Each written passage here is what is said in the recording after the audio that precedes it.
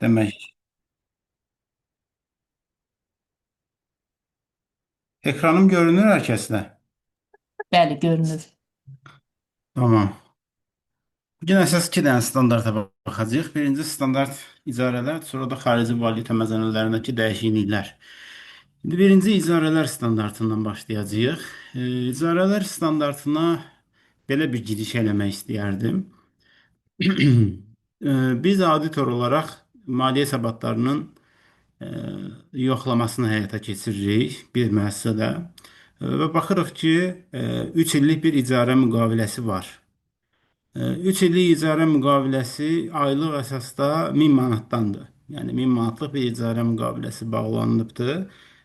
Qarşı tərəfdəki fiziki şəxsdir. E, 14% ÖMV-si olubdur, qrosap olunubdur, müqaviləyə o şəkildə yazılıbdır. Yəni 1100 nə qədərsə belə bir rəqəmdir. Və icarəyə götürən şəxs, yəni bizim audit etdiyimiz şəxs də 3 il ərzində də ki, bunu 1100 neçə manatla xərcə tanıyır. Biz auditor olaraq burada standartların pozulması aşkar edirikmi, yoxsa burada tam standartlara əməl olunubmu deyirik. Sizcə burada hansı doğrudur? Burada standartların pozulması halı varmı, yoxsa tam standartlara əməl olunubmu?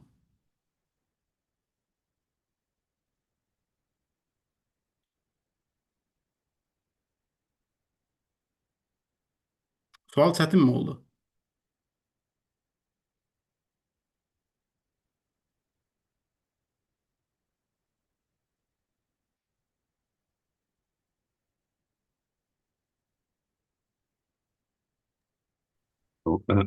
Üzr istəyirəm Şamxan müəllim. Buyurun. Bir qısa sualı təkrar edə bilərəm. Mən biraz aralamışdım, indi təkrar gəldim, girdim dərsə. Tabii. Sağ. Baxın, gedirik audit eləməyə, maliyyə hesabatlarının auditini eləyirik. Baxırıq ki, 3 Hı illik hı. icarə müqaviləsi var. 1000 manatlıq bir dəyər müəyyən olunubdur. Və bizim audit etdiyimiz şirkətdə bu 1000 manatlıq dəyəri özünə xərc kimi tanıyıbdır. Və hesabatlarda da o formada göstərir. Burada hər hansısa bir standartın pozulması varmı? Maliyyə hesabatlarının bütövlüyünə e, təsir edəcək hər hansısa bir əhəmiyyətə təhrif biz aşkar edirik, yoxsa yox? Məncə yoxdur, çünki icarə müqaviləsi var, icarəyə götürüb. Hı hı. 1000 manat aylıq ödənişidir də, yəqin ki, düzdür. Bəli. Yəni MHBS 16 çərçivəsində soruşuram ki, biz burada yəni bu şirkət doğru tanıyıbdı bu proseduru, yoxsa yox? 3 illikdir icarə müqaviləsi. E, Yox, burada icarədə də diskontlaşdırılmış dəyər, bir də amortizasiya məsələsi var da, icarənin Hı 3 hı. illik olduğuna görə diskontlaşdırılmış dəyərini tanımalı və bir də ona amortizasiya hesablamalı idi. Düzgün tanıyıb, yoxsa yox? Yox, düzgün tanıyıb. Əgər hələ müqavilə dəyərin birbaşa xərcə silibsə düzgün deyil. Ha, çünkü siz bizi de düzgün tanıyıp ona göre ben biraz kaldım ortada. Şimdi sizin dediğinizi biraz toparlayak. Siz dediniz ki düzgün tanımayıp. Doğrudur Mən mu? ola bilsin, birinci siz orada MHBS işlətdiniz, o mənə ayıqdı biraz. Əvvəl Bəli. ola bilsin yerli uçota görə dedim, sonra yadıma düşdü ki, MHBS deyək. Bildim elə ona göre deyirsiniz. İndi bizim hamımızın bildiyi odur ki, Miramal müəllim, biz necə eləyirik? İcarə müqaviləsində 1000 manat yazılıbsa, qarşı tərəf fiziki şəxsdirsə, biz onu 14% 0,86-ya bölürük, qrosap eləyirik yəni. Həmin rəqəm nədirsə, şirkət onu aylıq əsasda xərcinə tanıyır. Bu icarə müqaviləsi 1 illikdir, 5 illikdir, 10 illikdir. Bunun heç bir önəmi yoxdur. Biz həmişədən bunu belə eləmişik. İndi MBS 16, yəni bu icarələr standartının fərqli yanaşması ola bilər. Amma biz bunu belə görmüşük. İndi isə siz fərqli şeylər dediniz ki, yəni orada amortizasiya olmalıdır, faiz xərci olmalıdır. Biz ondan yadıq, biz onu bilmirik. Sizdən rica edirəm ki, bizi biraz aydınladın. Sizin o dediyiniz şeylər nədir? Biraz izah edə bilərsiniz bizə?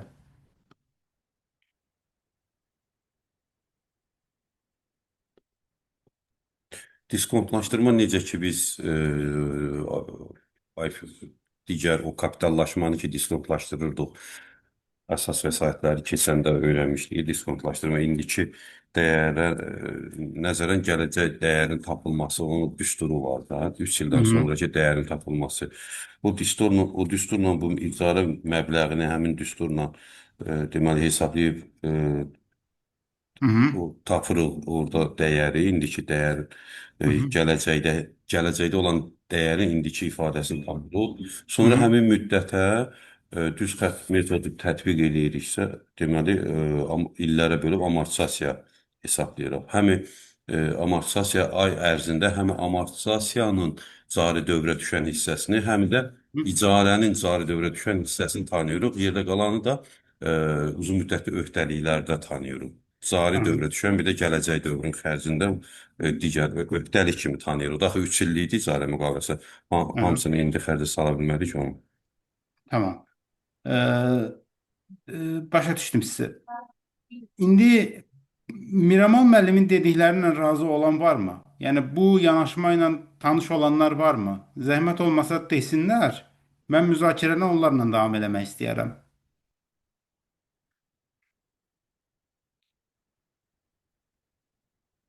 Varmı tanış olanlar? Salam Şamxal müəllim.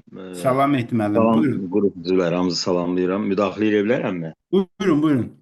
Birisi bu standart yenilənibdir, təzə standart.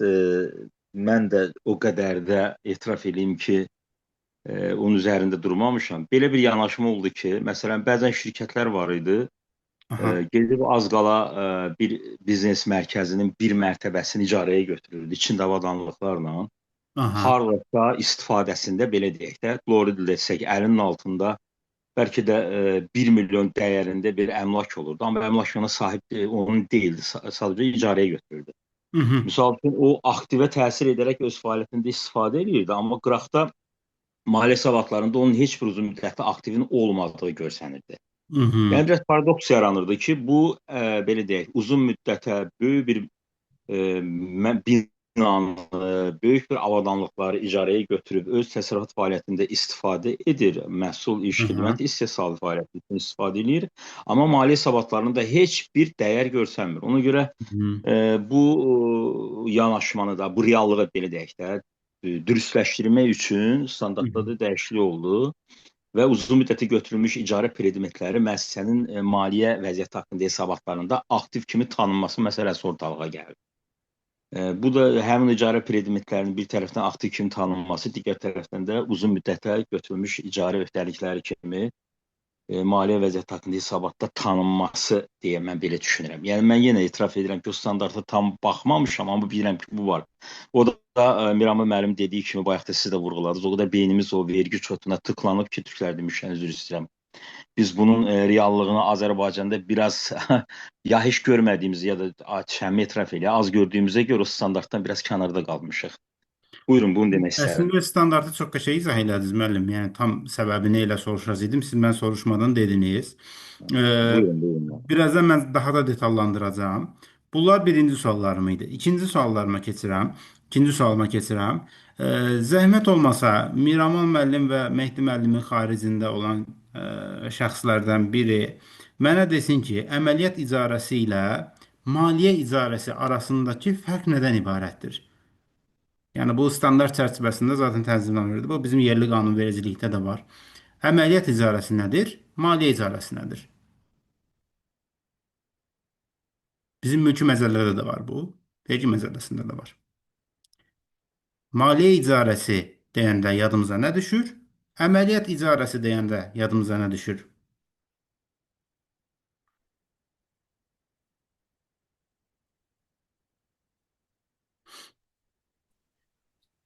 Maliyyə icarəsi lizinqdir də. Aha. Əməliyyat icarəsi nədir? İsfəndiyar bəy. Əməliyyat icarəsi adi qaydada götürülən icarədir. Hə, bizim bildiyimiz normal icarələr, yəni adi nəyisə icarə götürürsə, bu əməliyyat icarəsidir deyirsiniz. Amma leasing olanlar artıq maliyyə icarəsi sayılır. Bəli, bəli, Düzdür? Tamam. bəli.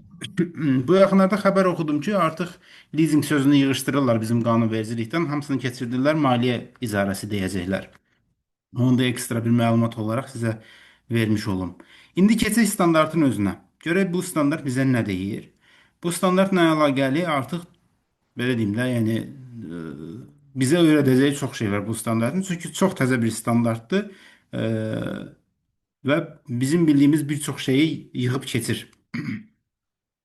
Demək buna adına lease deyirlər. Leases. İcarələr, leases, icarə, lease. Lease standartı qısacası deyilir buna. Əvvəllər bu MUBUS 17 idi. Yəni MUBUS 17 standartı olaraq fəaliyyət göstərdi. O ləğv olundu, onun yerinə MHBS 16 standartı gətirildi. Xatırlayırsınızsa ilk təlimdə mən sizə demişdim ki, bəzi standartlar ləğv olunur, onun yerinə yeniləri gətirilir. Düzdürmü? Baxın, bu qırmızı rəngdə olan. Baxın, MUBS 17 icarə liz standartı deyə bir standart var idi. Baxın, o ləğv olunub yerinə IFRS 16. Yəni ki, MHBS 16 standartı bu dəqiqə qüvvədə olan standartdır. İndi burada nədir? İcarənin tərifi var ki, müəyyən edilmiş aktivin istifadəsinə nəzarət hüququ müəyyən müddət ərzində əvəzində ödəniş alınmaqla qarşı tərəfə ötürülür. Müqavilənin icarə kimi tanınması üçün müəssisə həmin aktivdən istifadəyə nəzarət etməli. Yəni aktivdən əldə edilən iqtisadi faydaların əsas hissəsini əldə etməli və aktivin necə və hansı məqsədlə istifadə olunacağını müəyyən etmək hüququna malik olmalıdır. İcarənin, yəni tərifi bizdə bu şəkildədir. Əməliyyat icarəsində maliyyə icarəsində kimsə nəsə deyir? Əməliyyat icarəsi ilə maliyyə icarəsi arasındakı fərq ondan ibarətdir ki, adi qaydada bildiyimiz, yəni aylıq əsasda tutaq ki, bir icarə müqaviləsi bağlayırsa, bunun adına əməliyyat icarəsi deyilir. Amma leasing müqaviləsidirsə, bu maliyyə icarəsidir. Yəni leasing müqaviləsi nədir? Tutaq ki, siz bir avadanlıq alırsınız. Həmin avadanlığı leasing şirkəti vasitəsilə əldə etmək istəyirsiniz. Deyək ki, o qədər pulunuz yoxdur. Leasing şirkəti gedir satıcı ilə danışır. Tutaq ki, 50 min manata o avadanlığı özü alır. Sizə də satır 55 min manata ya da 60 min manata. Həmin avadanlığın iqaməsini göndərir sizə. Siz onu balansınıza götürürsünüz və 55 min manatlıq bir ödəniş qrafiki yaradır. Siz də 55 bini hissə-hissə 24 aya, 12 aya, 36 aya onu ödəyirsiniz. Ödəniş bitdikdən sonra o qrafikin sonunda da həmin əldə etdiyiniz o avadanlıq, balansınızda olan avadanlıq sizin mülkiyyətinizə keçir. Yəni, əməliyyat icarəsində isə mülkiyyətə keçmə deyə bir şey yoxdur. Yəni sadəcə müəyyən bir dövr üçün sizin istifadənizdə olur. Yəni bu ikisinin arasındakı əsas fərq bundan ibarətdir. MHBS 16 ilə MUBS 17-nin əsas fərqləri nədən ibarətdir? Yəni bu standartı ləğv eləməkdə məqsəd nə idi? Yəni bu yeni standartı bizə niyə təqdim elədilər? Əsas fərqimiz ondan ibarətdir ki, birinci burada icarədarla icarəçi anlayışları var. Bizdə nədir? İcarəyə verən, icarəyə götürən deyə anlayışlar var da. Yəni icarəyə verən obyektini icarəyə verəcək. İcarəyə götürəndə icarəyə götürən şəxsdir. İndi burada icarədar var, icarəçi var. İcarədar icarəyə verəndir, icarəçi isə icarəyə götürəndir. İcarəyə verən icarədar, icarəyə götürən icarəçi olacaq.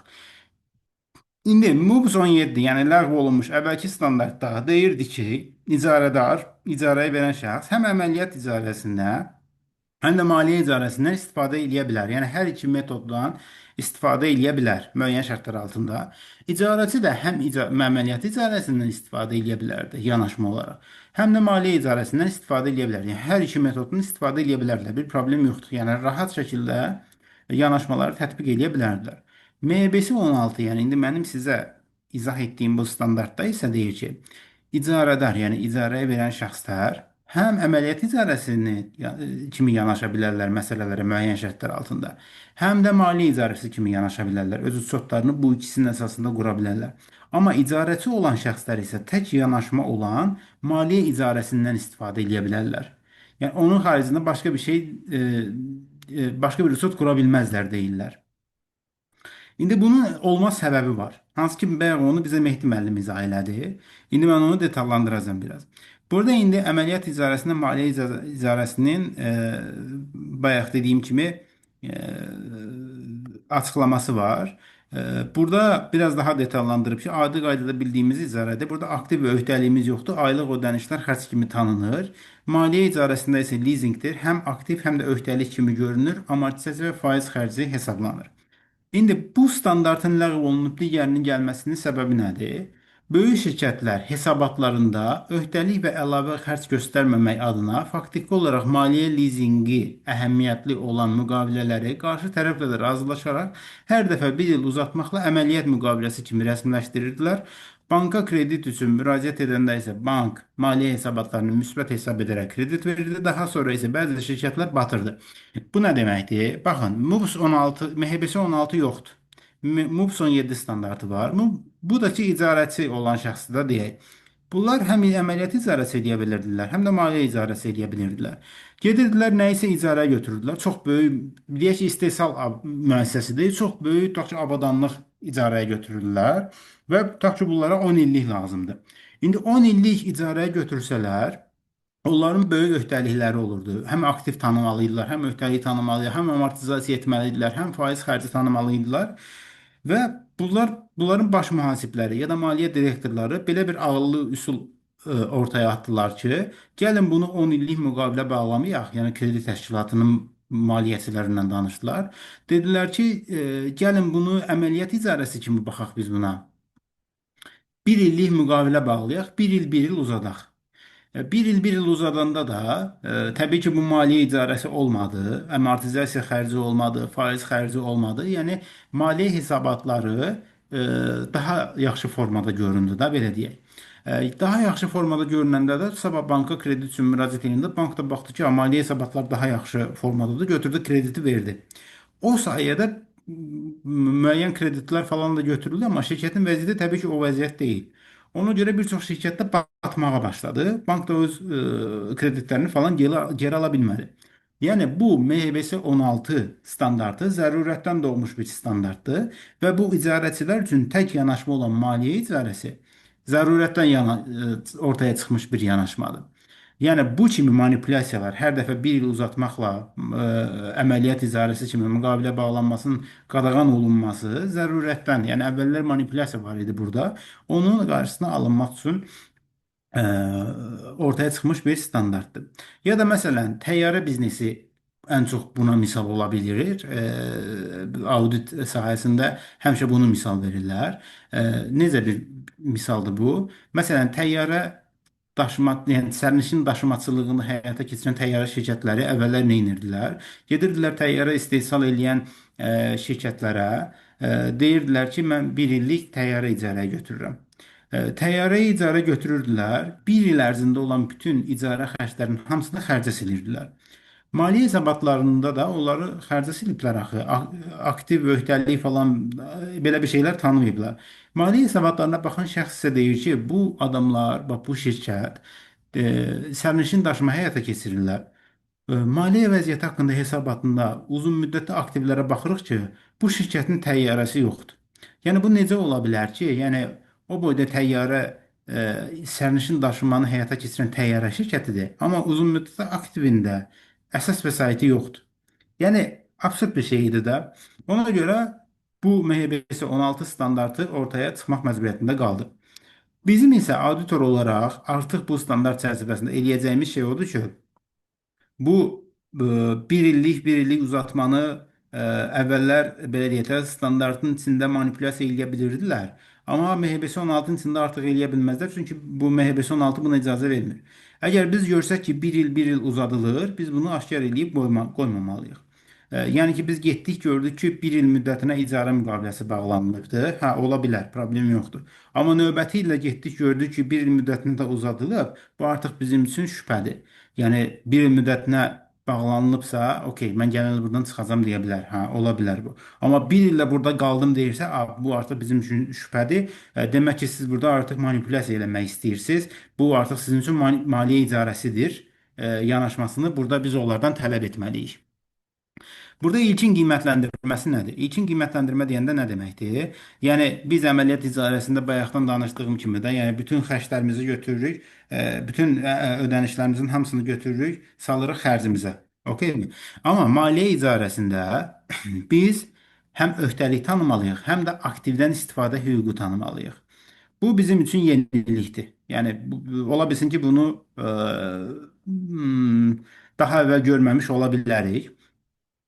Burada nədir? Söhbət nədən gedir?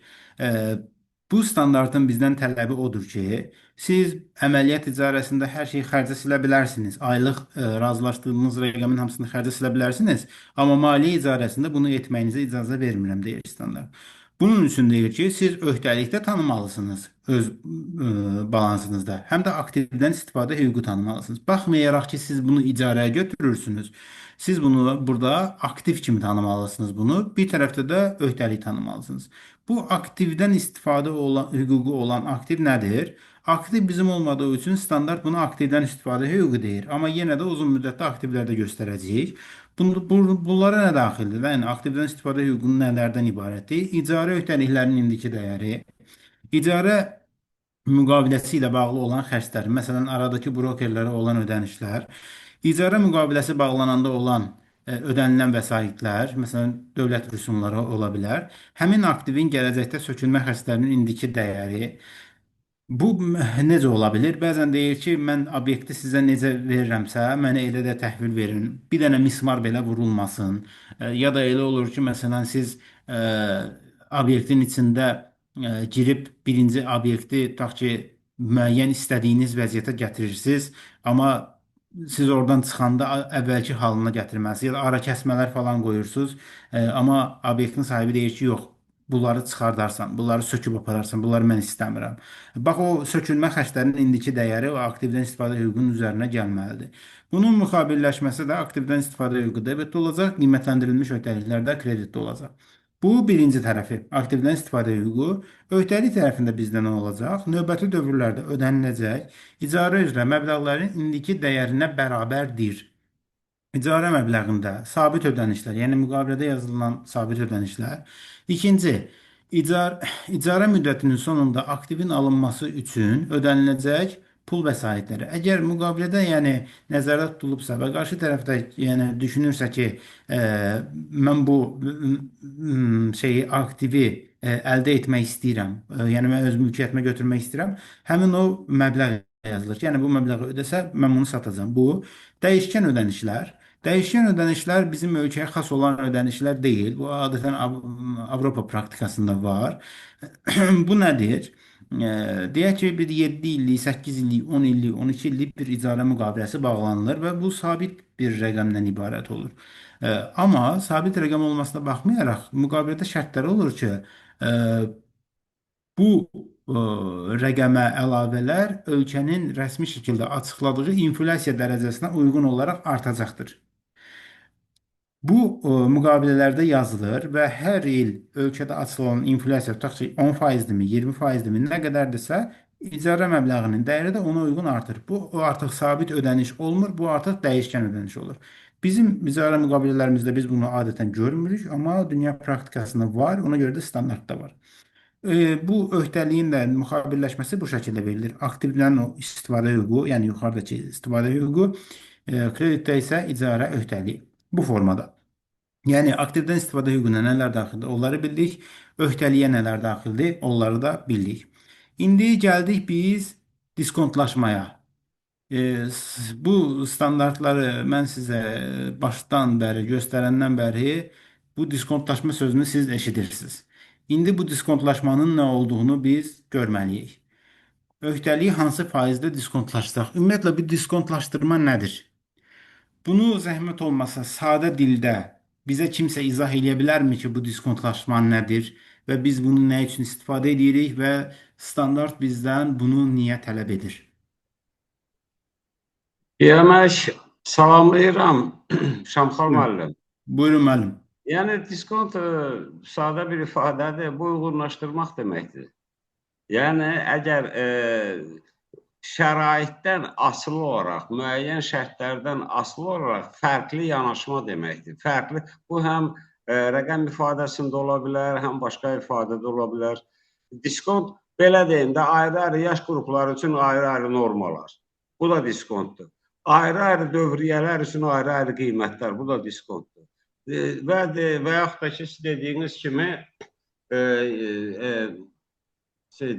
indeksləşmə ilə bağlı da olaraq dəyərin artması, azalması. Bax belə. Diskont, mən belə deyim də, diskont tək maliyyə, iqtisad termini deyil, ümumiyyətlə çox ödəyişlənir. Tamam. Bu standart çərçivəsində, yəni MHB 16 çərçivəsində diskontlaşmanı bizə izah edə bilərsinizmi? Yəni burada biz necə Təbii, təbii. Əgər tutaq ki, müəssisə lizinqə hər hansı bir əmlak götürübsə, mən müdaxilə eləmək istəmədim. Bu vergi məsələn, vergi məqsədləri ilə müqayisəyə keçmədim ki, mövzumuzdan uzaqlaşmayaq. Tutaq ki, 1 milyon dəyəri olubdur və il ərzində də bu indeksləşmə 9%-dir. Artıq 9%-i biz milyona tətbiq eləməliyik. Artıq milyon 90 min olacaq. bildim, diskontlaşmanı, yəni mən bilmirəm nə deməkdir. Üzr Siz istəyirəm, mənə dönə-dönə. izah Pensiyaçılar edin. bilir. Hər il bizim, mən pensiyaçıyam, tutaq ki, bu il 9,3% diskont oldu. Təsəvvür indeksləşmə oldu da, eləmi? Bizim də pensiyamız həmin məbləğdə artdı. Həmin faiz müqabilində artdı. İndi 9,3 indeks oldu deyirsiniz. O nə deməkdir yəni? 9,3 oldu ki, yəni manatın dəyəri 9,3% aşağı düşdü. Aha, aşağı düşdü. Ona görə də mənim də pensiyamı artırdılar, tutaq ki də, həmin məbləğ və faktiki olaraq mən tutaq ki 500 manat alırdımsa, artıq 500 vurulsun 9,3% məbləğ artdı. Aha, tamam. Təxminən Təşəkkür 40 edirəm. manat da. Tamam, təşəkkür edirəm. Çox sağ olun. İfadə edə bilərəm. Buyurun, kimsə nəsə deyirmi? Tamam. İndi kimsə mənə desin. Bu diskontlaşma... Bəli. Diskontlaşma əsasən gələcəkdə mən deyə bilərəm. Buyurun, buyurun. Mən deyə bilərəm Şəmxal müəllim. Buyurun. Diskontlaşma əsasən gələcəkdə əldə olunacaq pulun bugünkü dəyərinin hesablanması deməkdir. Doğrudur. Təşəkkür edirəm. Siz mənə zəhmət olmasa elə söz almışkən deyərdiniz. Biz burada hansı faizlə diskontlaşdıra bilərik? Hansı faizlə diskontlaşdıra bilərik? Bəli, yəni diskont Bircə faizini dəqiqə onu necə mən müəyyən edə bilərik? Diskont faizini hansı meyarda? bugünkü dəyər bərabərdir dəyər. Aha. Bugünkü dəyər bərabərdir gələcək dəyər bölünsün 1 üstəgələ faiz dərəcəsi yuxarıda o üçbucaq Faiz sarəsi var. zaman. Hı hı. O dediniz ki, üstünə faiz dərəcəsi gələcək. O faiz dərəcəsini mən hansı indikatorlara baxaraq müəyyən edə bilərəm? Dövlətin Mərkəzi elan Bankın səhv elədiyi eləmirəmsə, Mərkəzi Bank. Aha, Mərkəzi Bankın dərəcəsinə baxaraq dediniz. Üzr Tamam. istəyirəm və rol arxasındayam çox. Hə. Başa düşdüm mən sizi. Çox sağ olun iştirak etdiyiniz üçün. Minnətdaram. İndi demək diskontlaşmanı izah edəcəm. Diskontlaşma nə deməkdir? Cənablar, xanımlar, belə bir şeydir ki, diskontlaşma 10 il əvvələ, 15 il əvvələ ya da 20 il əvvələ gedirik. 20 il əvvəl 1000 manat maaş alan birini düşünün. 1000 manat maaş ya da 5000 manat maaş alan birinə necə baxardıq? İndi 5000 manat ya da 1000 manat alan birinə necə baxarıq? Yəni 1000 manat maaş alan biri çox böyük məbləğdə bir maaş alır demək idi. İndi 1000 manat maaş alan biri Bakıda, yəni orta statistik maaş alır. Amma 20 il əvvəl 1000 manat maaş alan biri isə çox varlı bir adam idi da, düzdürmü? Çünki 20 il əvvəlin 1000 manatı çox güclü idi. Amma 20 il ərzində pul çox dəyər itirdi. İnanılmaz dəyər itirdi. Bu da o deməkdir ki, biz bu gündən 20 il sonraya baxsaq, 20 il sonra yenə pul çox dəyər itirəcək. İnanılmaz dəyərlər itirəcək. Yəni biz də icarə müqavilələrində biz icarə müqaviləsini uzun müddətli bağlayırıq da, düzdürmü? Məsələn 5 illik bağlayırıq, 10 illik bağlayırıq. Yəni biz gedirik bir obyekti icarəyə götürürüksə, ora biz təmir xərci qoyuruq da. Məsələn 80 min, 100 min oranı uzun müddətli götürürük ki, yəni mən buranı təmir eləyəcəm, bir 20 il burada olacam, 15 il burada olacam, 10 il burada olacam. Yəni biz oranı uzun müddətli icarəyə götürürük və uzun müddətli icarəyə götürdüyümüz üçün də biz hər zaman uzun müddətli icarə müqaviləsi bağlayırıq. Və bu icarə müqaviləsində də ki, adətən Avropa ölkələrində illik bağlayırlar və illik məbləğ yazılır ora. Yəni aylıq 1000 manat yazılmır. Yazılır ki, mən sənə illik bu qədər pul ödəyəcəm və o illik pullar da ki, rəqəmləri də biz uçotumuzda elə tutaq ki, ora 100 min manat yazmışıqsa, elə 100 min manat olaraq da biz götürüb tanıya bilmirik. Tanımamalıyıq daha doğrusu. Çünki standart ona icazə vermir. Standart deyir ki, siz icarə müqavilənizdə 100 min manat mı yazmısınız? Onu uçotda 100 min manat olaraq tanımayın. Çünki 5 sonranın 100 min manatı indinin 100 min manatından eyni deyil. Niyə? Çünki bayaq dedik ki, 5 il əvvəlin 1000 manatı indinin 1000 manatından da eyni deyil. Çünki əvvəlin pulun dəyərindən indiki dəyəri eyni deyil. İndiki pulun dəyərindən 5 il sonraki dəyər deyil. Ona görə biz 5 il sonraki 100 min manatla indiki 100 min manat arasındakı dəyəri müəyyən etməliyik və 5 il sonranın 100 min manatının dəyərini indiki dəyərindən uçot almalıyıq. Yəni 5 il sonra pul 100 min manatın real dəyəri nədirsə biz onu indiki dəyərindən götürməliyik. Yəni deyək ki 5 il sonra 100 min manat indinin 80 min manatı ola bilər. Bax həmin o 80 min manatı deyək hesablayın. Nə qədərsə də, yəni 81 mindir, 85 mindir, 70 mindir, fərq etmir. Onu deyir, düstur verirəm, onunla hesablayın. O şəkildə siz uçota alın. Bu formadadır. O düsturu falan indi birazdan təqdim edəcəm. Burada isə bəs deyir ki, bu faizi necə hesablayacağıq? Onu indi təqdim edir. Deyir ki, icarə müqaviləsinə, baxın, biz hansı faizlə bunu diskontlaşdıracağıq? İcarə müqaviləsində yazılan faizlə. İcarə müqaviləsində adətən faiz yazılır, amma bizim ölkəmizdə yox. Avropa ölkələrində bu yazılır. Bayaq dediyimiz dəyişkən faizi falan orada yazılır. Burada standart ona görə birinci istinad eləyir ki, müqavilədə varsa, yazılırsa müqavilədə həmin faizlə. Yox, əgər yazılmırsa, o zaman nə olur? Bu şəkildə nəzərə alır ki, gedirsiniz banka, bankdan hansı kredit, banka kreditə müraciət edirsiniz. Bank sizə hansı kreditlə, hansı faiz dərəcəsində kredit verirsə, həmin o faiz dərəcəsi sizin üçün əsas meyardır ki, siz həmin faiz dərəcəsindən diskontlaşdırasınız. Bizim ölkəmizdə isə necədir? Biz praktikada, bu Big Four praktikasıdır adətən, mən elə görmüşəm ki, biz 10 və 13 faiz aralığında adətən tərcih edirik. Mən öz praktikamda isə adətən bunu, yəni əgər şirkət MBS-ni belə deyək də tətbiq etməyibsə və ya bu MBS 16 standartından çox tanış deyilsə və düzəliş tələb olunursa və məndən soruşursa ki, mən hansı faizlə diskontlaşdırım, mən onlara 12 faizi tərcih edirəm həmişə. Deyirəm ki, 12 faizlə eləyin. 10 faiz eləyənə də etiraz eləmərəm, 13 faiz eləyənə də, hətta 14 faiz, 15 faiz eləyənə də. Amma adətən ortalama 10-13 faiz aralığında götürülür praktikada. 12 faiz mənim üçün idealdır. Amma getsəniz görsəniz ki, bir şirkət 15 faiz götürülüb, o zaman əsaslandırma meyarına baxmalısınız. Deyək ki, Mərkəzi Bankın hər hansısa bir məcmu bülletin statistik hesabatını açdı və sizə göstərdi ki, mən buna əsasən götürmüşəm.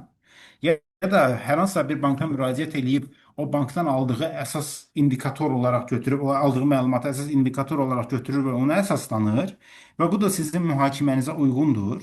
Siz onu da əsas götürə bilərsiniz.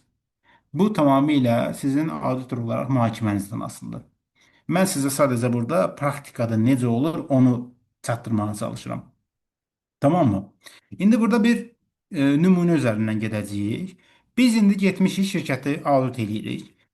Baxırıq ki, 2025-ci ildə şirkət müqavilə bağlayıbdır və 4 illik bir ofis icarəsi müqaviləsidir. İcarəçi olaraq, yəni icarə götürən olaraq müqavilə bağlayıbdır. Müqavilə şərtinə görə də hər il, yəni aylıq 10 min manat, illik 120 min manat vəsait ödəməlidir.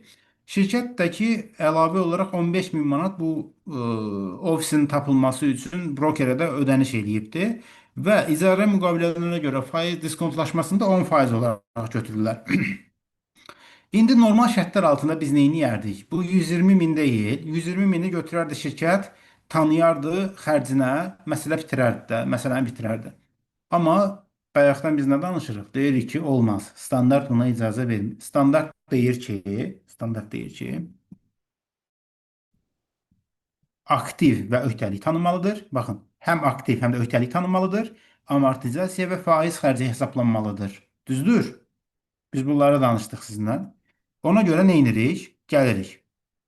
İlkin qiymətləndirməni necə həyata keçirəcəyik? Biz özümüzdə auditor olaraq yoxlamalıyıq ki, bunlar düzgün tanıyıb yoxsa yox. 4 dənə ildir də 4 illik götürüb, düzdür? Birinci il, ikinci il, üçüncü il, Dördüncü il. Nə qədərdir ödəniş? 120 min manat hər ilin sonunda. 120 min, 120 min, 120 min, 120 min. Doğrudur? Doğrudur. İndi baxın, bu diskont faktorumuz dedi ki 10%-ə bərabərdir. Bunun düsturu bu şəkildədir cənablar. Bax, 1 bölünsün, 1 üstə gəlinsin, müəyyən olunmuş diskont faktorunun faiz dərəcəsi, yəni 10%. Bunun üzərində bax, bu belə bir işarə var, üçbucaq kimi olan. Bunun da üzərində 1, bax bu birinci il. Üzərində 2 olanda ikinci il, üzərində 3 olanda üçüncü il, üzərində bunun 4 yazılanda dördüncü il. Bu düstura uyğun olaraq baxın 1 yazılanda bizə bu rəqəmi verir. Bunun üzərində 2 yazılanda bizə bu rəqəmi verir. Bunun üzərində 3 yazılanda, 4 yazılanda bax bizə bu rəqəmləri verir. Biz bu rəqəmləri hesabladıq. Sonra 120-ni vurduq buna. 120-ni vurduq buna. Bu şəkildə vurduq və bunların hamısı bizə verildi. Bu o deməkdir ki, məsələn 4-cü ilin sonundakı o 120 min rəqəm var. Bax bu 120 minin indiki dəyəri bizdə 81 min manatdır. Yəni bizim 4 il sonraki, yəni 120 minimizin real da indiki dəyəri, indiki dəyəri 81 min manatdır deməkdir bu. Bunların hamısını cəmlədim. Elədimi? 380 min nə qədərsə. İndiki dəyərlərin cəmi. Bu bizim üçün icarə öhdəliyidir. İcarə öhdəliyimizin indiki dəyəri. Yəni normalda bunları 120 min vurulsun 4, 480 min idi. Amma biz üç 480 min tanımarıq. MHBS deyir ki 480 min tanıya bilməzsən, 380 min tanıya bilərsən. Diskontlaşdırmadan sonraki rəqəmi tanıya bilərsən dedi. Biz də 380 min tanıdıq. 380 mini tanıdıq. Bu ilkin qiymətləndirmə idi. Sonra aktivdən istifadə hüququmuzu tanımalıyıq da. Dedik ki, birinci icarə öhdəliyi tanıyırıq, sonra aktivdən istifadə hüququnu. Aktivdən istifadə hüququndan necə tapacağıq? Aktivdən istifadə hüququna nələr daxil idi? İcarə öhdəliklərinin indiki dəyəri, sonra rieltorlara ödənişlər, digər rüsumlar və s. Aktivdən istifadə hüququna, demək, icarə öhdəliklərinin ilkin dəyəri daxil dedik də, düzdürmü? Deməli, bu daxildir, yəni 380 min. Sonra rieltorlara ödəniş daxildir, 15 min, misalın şərtində verib. Bu ikisinin cəmi elədi 395 min. Demək ki, aktivdən istifadə hüququmuzda elədi 395 min. Doğrudurmu? Keçirəm indi sonraki qiymətləndirməyə. Sonraki qiymətləndirmə də nədir? Baxın, bu icarə öhdəliyimiz, bax burada tapdığımız icarə öhdəliyimiz, bu icarə öhdəliyimizi vururam 10%-ə. 10%-i də bizdə faiz dərəcəsi. 10%-ə vururam, sonra 120 mini çıxıram. İlkin ilin sonunda etdiyim ödənişi, dövrün sonundan olan qalığı tapıram. Sonra dövrün sonundan olan qalıqdan yenə 10%-i vururam, sonra ilin sonunda etdiyim ödəniş, yenə o formada.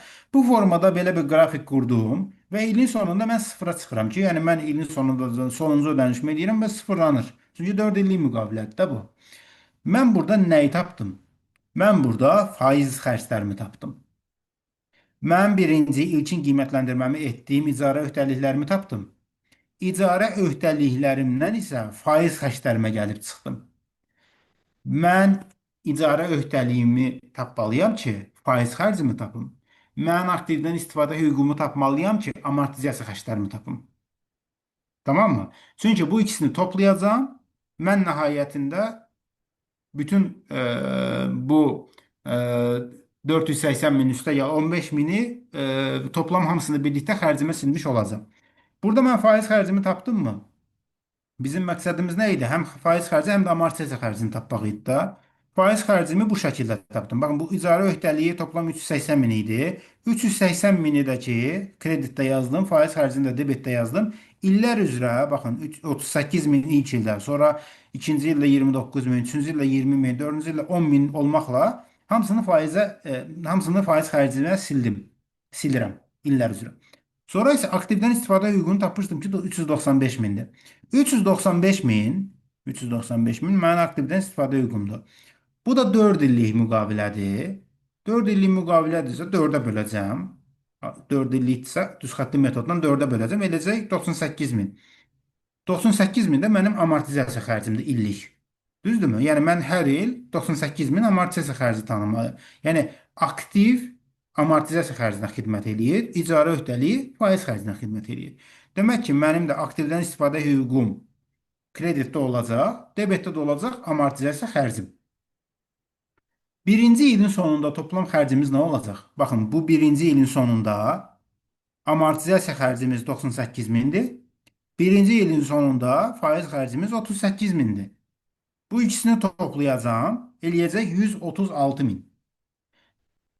Bu bizim birinci ilin sonunda özümüzə tanıyacağımız xərcdir. Normal şərtlər altında biz bunu etməsəydik, biz elə bir ilin sonunda 120 min birbaşa xərcimizi tanıyardıq. Düzdürmü?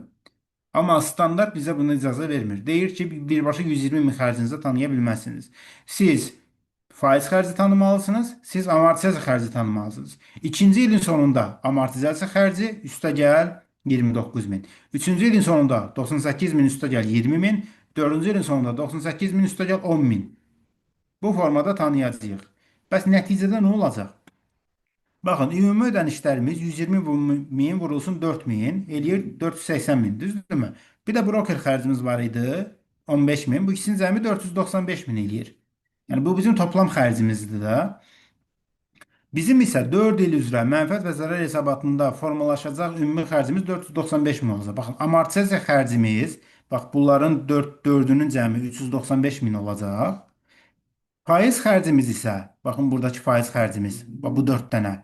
Bunların da hamısının cəmi olur 99.616.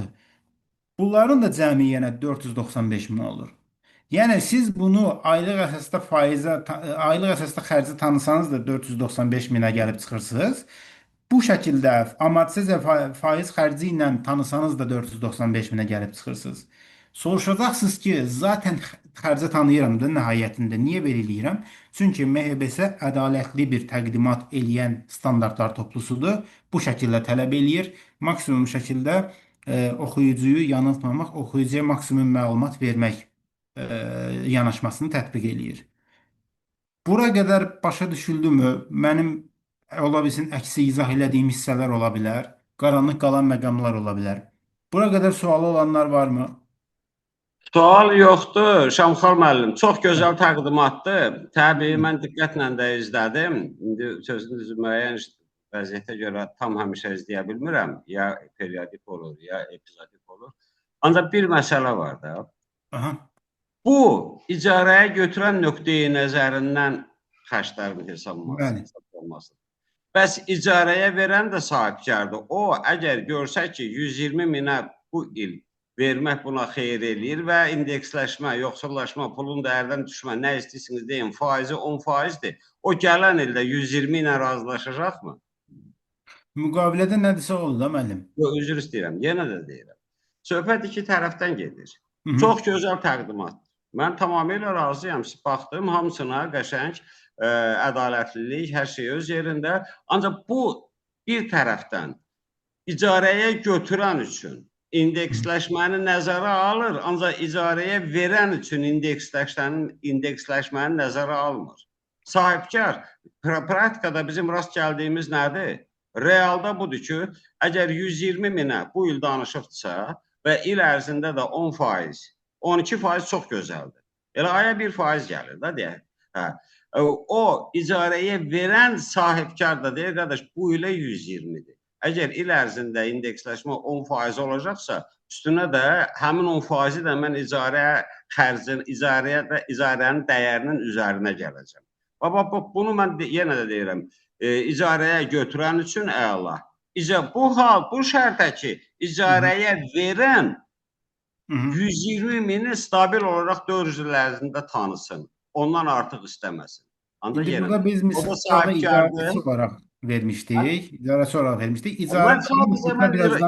Birazdan gələcəm ora. İcarələri birazdan gələcəm. Heç bir sual, məncə predelində yetərincə aydın, aşkar, hər şey yaxşı sağ olun. Sadəcə indi mən o icarədar nöqteyi nəzərindən baxışda bunun zefalini güzgü əksidir. Və mən onu da praktikada da görmüşəm ki, sizin dediyinizlə razıyam. Əgər bu tərəfdən icarətçi bu diskontu tətbiq eləyirsə və digər tərəfdən icarəyə verən icarədar o da öz xeyrinə diskontu tətbiq eləyirsə, Burada fərq sıfıra bərabər. Gözəl. İndi müəllim digər Sağ ol. misala baxacağıq. Burada nədir? Bu səfər 5 illik ofis icarəsi icarəçi olaraq ilə müqavilə bağlayır. Müqavilə şərtinə görə şirkət hər ilin əvvəlində bu səfər 200 min manat vəsait ödəməlidir. Şirkət bu müqavilə üzrə bu səfər realtora 40 min manat ödəniş eləməlidir və bu səfər faiz dərəcəmiz 12% olacaq. Yəni bayaqki misaldan fərqimiz budur ki, bu səfər 5 illik bir müqavilədir. İlin əvvəli bu səfər biz ödəniş eləyəcəyik. Realtora bu səfər 15 min yox, 40 min ödəniş eləyirik və faiz dərəcəmiz 10 yox, 12 faizdir. Burada indi ilin əvvəli verməyimizin burada səbəbi var ki, biz artıq burada sıfırıncı il verəcəyik. Yəni bu il artıq bizim üçün sıfır olacaq. Ondan sonra artıq 1, 2, 3, 4 biz yazmalıyıq. 200 min, 200 min, 200 min belə 5 ili bu şəkildə 200 minləri dolduracağıq. Birinci il olduğu üçün biz 1, ondan sonra diskont faktorlarımızı bu şəkildə bayaqki düstura hesablayıb yazacağıq və 200 mini bunları hasilinə vururuq və bu şəkildə yazırıq və toplayırıq ki, normalda 200 mini 5-ə vuranda 1 milyon edir, amma biz burada 807 min, yəni indiki dəyəri 807 min tapırıq. Amma 807 min tapmağımıza baxmayaraq biz bu ilkin ödəniş olan 200 mini çıxmalıyıq. Yəni 807 mindən 200 min çıxır 607 min. Bu artıq bizim real icarə öhdəliyimizdir. Çünki 200 min artıq yəni ödənirsə bu bizim öhdəliyimizdən düşür də, düzdürmü? 807 mindən 200 min çıxdıqdan sonra geriyə qalan bu 600 min ilk il ödəndiyi üçün biz artıq bunu nəzərə alırıq. Ondan sonra aktivdən istifadə hüququmuzda baxın bu 607 min, üstəgəl ödədiyimiz 200 min, bir də real olaraq ödəniş olan bu 40 min. Bunların cəmi 847 min. Bunlar artıq bizim aktivdən istifadə hüququmuzu formalaşdırmış olur. Belə. Demək, sonrakı qiymətləndirməmiz nədir? Bu sonrakı qiymətləndirmə hissəsində biraz burada əsas yanaşırıq ki, bayaq biz yuxarıda nə etdik? Yuxarıda biz birinci faiz xərcini tapdıq, sonra ödənişi çıxdıq. Niyə? Çünki biz ödənişi sonda eləyirdik. Burada isə biz ödənişi əvvəl eləyirik deyə. Biz birinci 807 mini buraya yazırıq, ödənişi çıxırıq, sonra faiz xərcinə vururuq. Bu formatda yanaşmalıyıq və bayaq biz dövrün sonunda sıfıra çıxmışdıq. Burada isə dövrün sonunda, yəni 5-ci ilin əvvəlində, yəni sonunda deyil də 5-ci ilin əvvəlində sıfıra çıxırıq və faiz xərclərimizi burada bu formada əldə etmiş oluruq. Burada da yenə aktivdən istifadə hüququmuz 847 min idi. 847 mini də bu səfər 5-ə bölürük. 169 min amortisasiya xərci hesablayırıq. Amortisasiya xərcimiz oldu nə? 169 min 5 il üzrə. Faiz xərclərimizi də buradan götürdüm. Burada hesabladıq axı. 172 min, 57 min, 40 min, 21 min 0 olaraq topladıq hamısını illər üzrə elədi 1 milyon 40 min. Yəni 1 milyon 40 mində necə aldıq? 200 min idi. 200 mini vurdum 5-ə 1 milyon. Üstünə də 40 mini gəldim. Elədi 1 milyon 40 min. Yəni ki 1 milyon 40 mini birbaşa olaraq xərcimə tanımadım. Onları amortizasiya və faiz xərci olaraq bölüşdürdüm. O formada xərcimizə tanıdıq. Və burada da nədir? İcarə müqaviləsinin şərtlərində dəyişiklik baş verdikdə və bu dəyişiklik ayrıca yeni müqavilə kimi qiymətləndirilmirsə, mövcud icarə öhdəliyi yenidən hesablanmalı və aktivdən istifadə hüququnun dəyəri müvafiq şəkildə düzəldilməlidir. Yəni biz artıq müqavilə ola bilsin ki 2 illikdir, 3 illikdir, onu uzada bilər də, əlavə 1 il də uzada bilər. O zaman biz icarə öhdəliyini yenidən hesablamalıyıq. Aktivdən istifadə hüququ üzrə aktivlər qiymətdən düşmə baxımından ayrıca qiymətləndirilməli və zərurət yarandıqda MOBUS 16-ya uyğun qiymətdən düşmə zərəri də hesablanmalıdır. MOBUS 16-nı biz görmüşük. Düzdürmü? Aktivdən istifadə hüququ bizim üçün uzun müddətli aktivdir. Uzun müddətli aktivdirsə, biz demişdik ki, MOBUS 16-da biz uzun müddətli aktivlərə şamil eləyirik də, düzdürmü? Əgər orada xüsusi bir indikator da görürüksə və bu indikatorlar varsa, biz orada MOBUS 36-ya uyğun olaraq zərər tanımaq, yəni qiymətdən düşmə zərəri tanıma ehtimalımız ortaya çıxa bilər. İndi biz sizinlə burada icarəçinin uçotuna baxdıq. İcarəçinin uçotunda biz nə etdik? Diskontlaşdırdıq. Özümüzə aktiv və öhdəlik tanıdıq. Özümüzə amortizasiya və faiz xərci hesabladıq. İndi isə icarədarın uçotuna baxacağıq. İcarədar nə etsin məsələsinə baxarıq. İndi icarədar, yəni icarəyə verən şəxs nə etməlidir? Onu bilməliyik də, düzdürmü?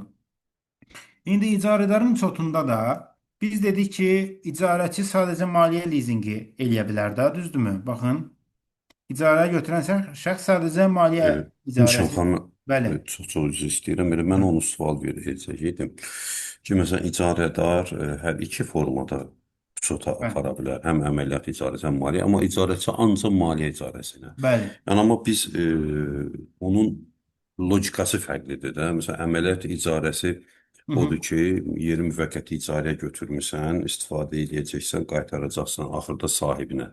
Yəni hüquqlar sənə ötürülmür, sənə istifadə hüququ verilir də. Aha. Amma maliyyə icarəsində bütün o hüquq və risklər ötürülür, sənə ötürülür, sonda sənə qalır, sənin əmlakın olur, əmlak alırsan. Amma indi burada yeni çıxan standartda artıq deyir ki, yox, əmlak alsan da belə, yox, üzr istəyirəm, icarəyə müvəqqəti götürmüsən, axırda qaytaracaqsan, amma yenə sən onu maliyyə icarəsi kimi baxmalısan. Əməliyyat kimi baxa bilməzsən. Aha. Düzdür, belə deyir. Sanki elə bir mənə qalacaq kimi belə çota Aha. almalıyam da. Bəli.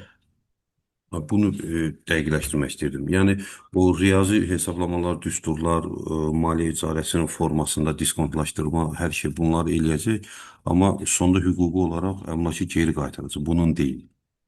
Bu özünkiləşdirə bilməz. Almayıb da, müvəqqəti icarəyə götürür. 1 illik ya 2 illik yer arendaya götürüb. Amma əməliyyat icarəsi kimi çota apara bilməz. Mütləq maliyyə kimi aparmalıdır. Bəli, yəni o haqq ona verilmir. Yəni o əməliyyat icarəsi kimi uzunmüddətli müqavilələrə baxa bilməz. Başa düşdüm. Onun artıq o haqqı yoxdur. Tək yanaşması var ki, maliyyə icarəsi kimi baxmaq məcburiyyətindədir. 2 illik müqavilə ola bilər, 5 illik, 10 illik. Şalxana müdaxilə edə bilərəmmi? İcarəyə götürdüyü aktivi Bəli, buyurun. Şalxana mən müdaxilə edə bilərəmmi? Üzr istəyirəm.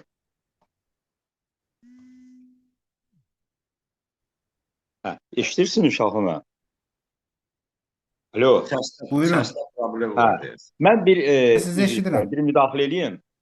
Biz icarə müqaviləsi ilə Buyurun. mülki məcəlləyə həmişə tövsiyəm olur ki, həm nəinki auditorlar, istənilən maliyyəçi mülki məcəlləyə başvurmalıdır. Birincisi biz lizinqlə icarəni qarışdırmayıq. Lizing ümumiyyətlə icarə deyil. İcarədən orada söhbət gedə bilməz.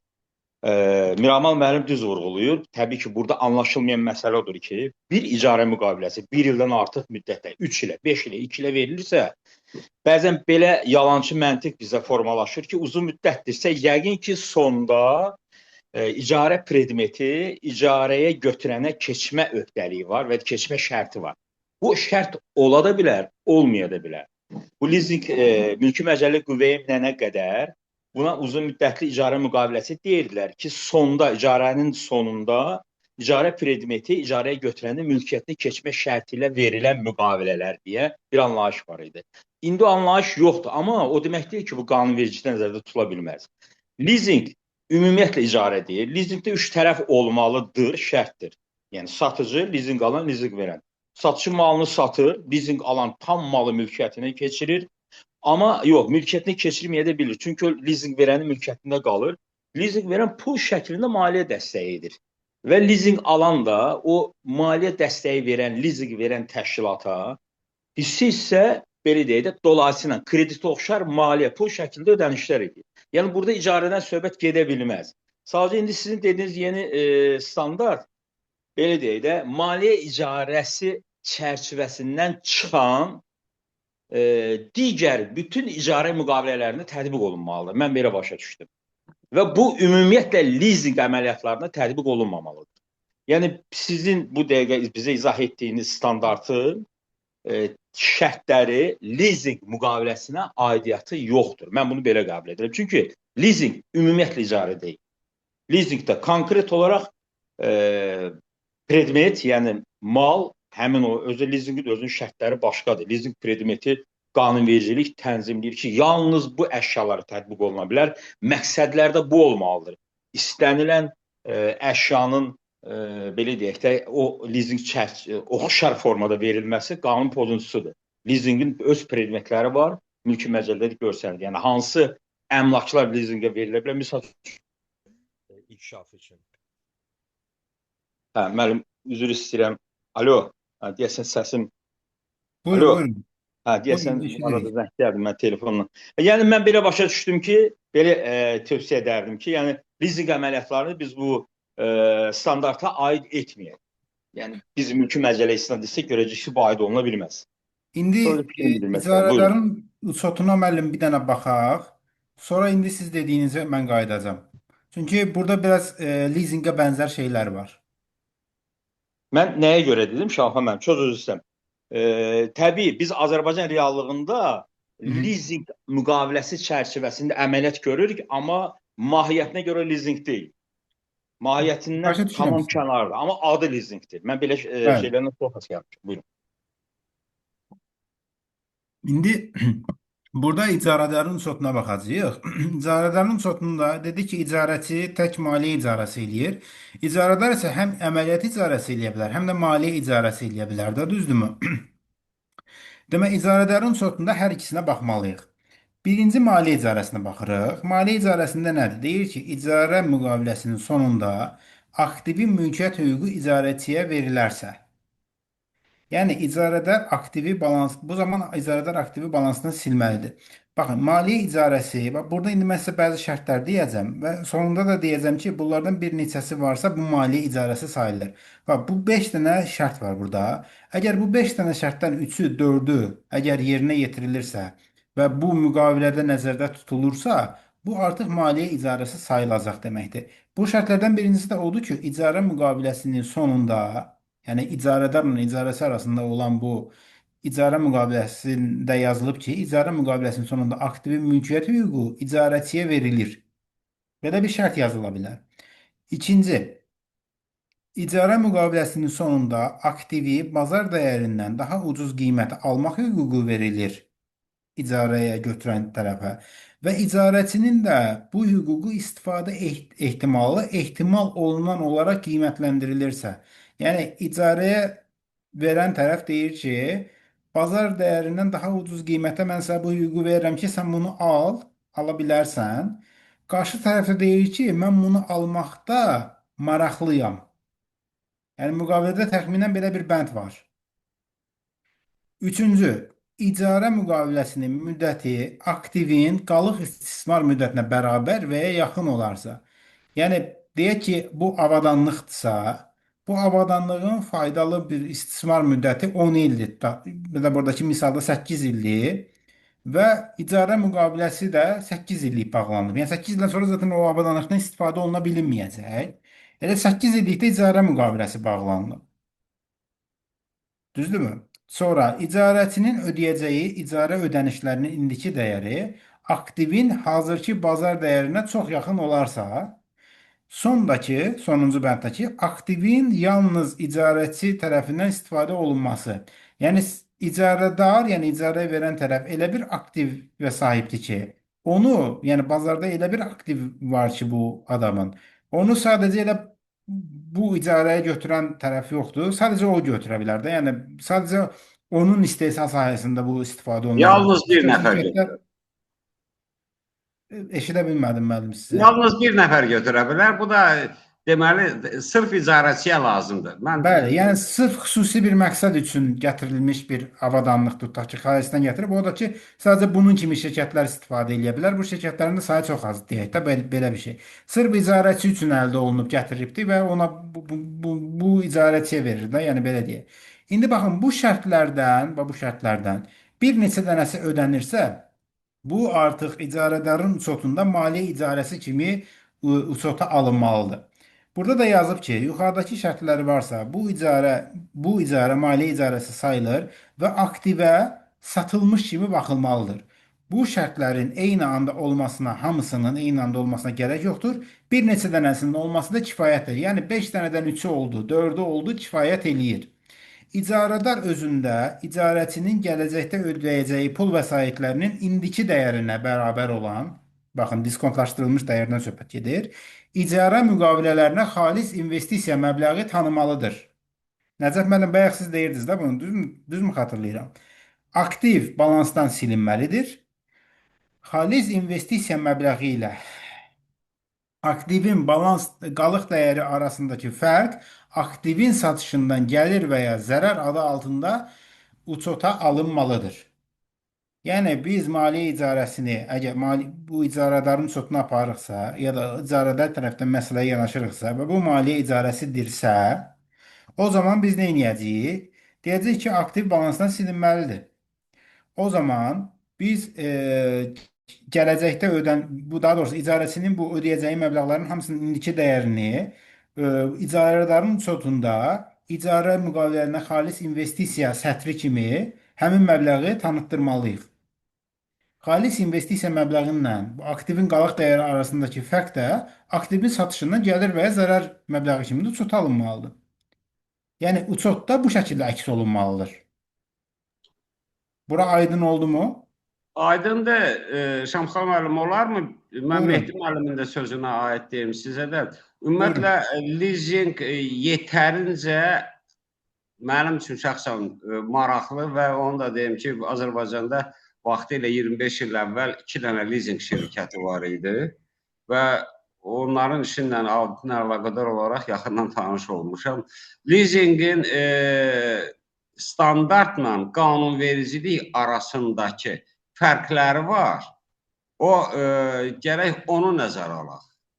Məsəl üçün, mən əvvəlcə fikir verdim, aktiv kimi tanınma deyəndə hüquq da aktivdir, istifadə hüququ da aktivdir. Bəli. O artıq belə deyim də bütün sualları aradan qaldırdı. Leasing sadəcə olaraq başqasının əmlakıdır. Və onun dəyəri və leasing haqqı deyək də əlavə tam ödənildikdən sonra onun üzərində mülkiyyət hüququ o icarəyə götürənə verilir. Mehdi müəllimin dediyim ki, mülki məcəllə ilə standart arasındakı fərq isə bu qaçılmazdır. Belə deyək, əgər mühasibə sot haqqında qanunda IFRS-lərin tətbiqi nəzərdə tutulubsa, biz maliyyə məqsədlərindən IFRS-i tətbiq eləməliyik. Mülki məcəllə isə təbii, bizdə yerli qanunvericilik olmaqla daha çox gözləniləcəkdir vergi qanunvericiliyindən. Belə deyim, heç də leasingdə belə deyim, o qədər hamar getmir vergi məsələlərindən bağlı olan aspektlər. Gəlin onunla razılaşaq. Çünki auditor üçün vacib olan bir tərəfdən standartın tələblərinə əməl etməkdirsə, ikinci tərəfdən də sahibkarın gələcəkdə fiskal təsirə məruz qalmaması üçün risklərin minimuma endirməsidir. Siz razısınız mı ondan? Yəni, hər ikisinə baxmaq lazımdır.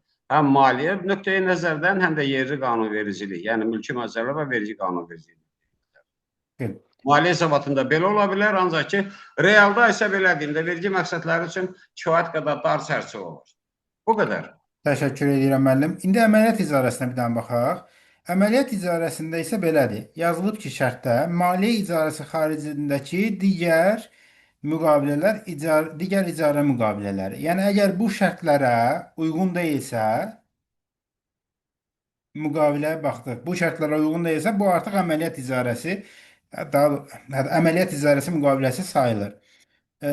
Buradakı şərt bundan ibarətdir. Deyək ki, avqust ayında administrativ bina 10 aylıq icarəyə verilir. Aylıq icarə haqqı deyək ki, 5000 manatdır. İlin sonunda mənfəət və zərər haqqında icarədar özündə nə qədər gəlir tanımalıdır. İlin sonuna qədər 5 ay var. 5000-i 5-ə vuracağıq, 25000 manat. Bu qədər sadə bir şeydir də, yəni əməliyyat icarəsi. Bu formada icarədar özündə uçota almalıdır. Bir də sadələşdirilmiş uçot var. Buna bir dənə baxaq ki, standart buna icazə verir. Bu nədir?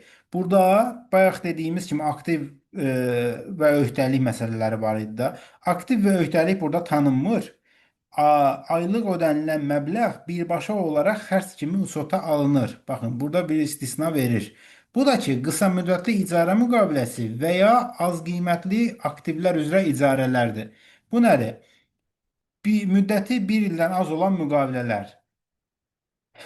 Deyək ki, müddəti 1 ildən az olan müqaviləmiz varsa, Biz artıq burada aktiv və öhdəliyi tanımaq məcburiyyətində deyilik. Yəni bayaqdan o sizə göstərdiyim o misal məsələlər var idi. Aktiv və öhdəliyi tanı, amortizasiya ilə icarə, faiz xərcləri tanı, onu eləməyəcəyik. Bir ildən az müddətədirsə. Lakin ofis icarəyə götürülübsə, bir il uzatmaqla müqavilə yerinə yetirilirsə, bu artıq qısa müddətli deyil. Burada auditor olaraq bizim müdaxiləmiz lazımdır. Bir də az qiymətli aktivlər üzrə icarə var ki, burada artıq əhəmiyyətli səviyyəsinə görə dəyişə bilmir. Bu nədir? Ofis ləvazimatlarının icarəyə götürülməsi ola bilər. Kompüter, telefon, printer, mebel, planşet və sair. Bunların icarəsinin artıq 5 il müddətinə icarəyə götürsəniz belə, bu artıq mahiyyət etibarilə siz printerin icarəsi olduğu üçün bu artıq yenə sadələşdirilmiş üçot sayılır. Yəni burada artıq müddətə yox, nəyi icarəyə götürdüyünüz önəmlidir. Ona görə burada da yenə aktiv və öhdəliyi tanımırsınız. Standart bu qədər idi. Burayla əlaqəli sual varmı? Кейslərə keçəcəm çünki.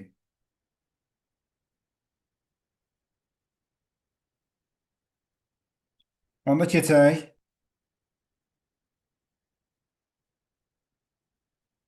Demək, suala bir dənə oxuyaq.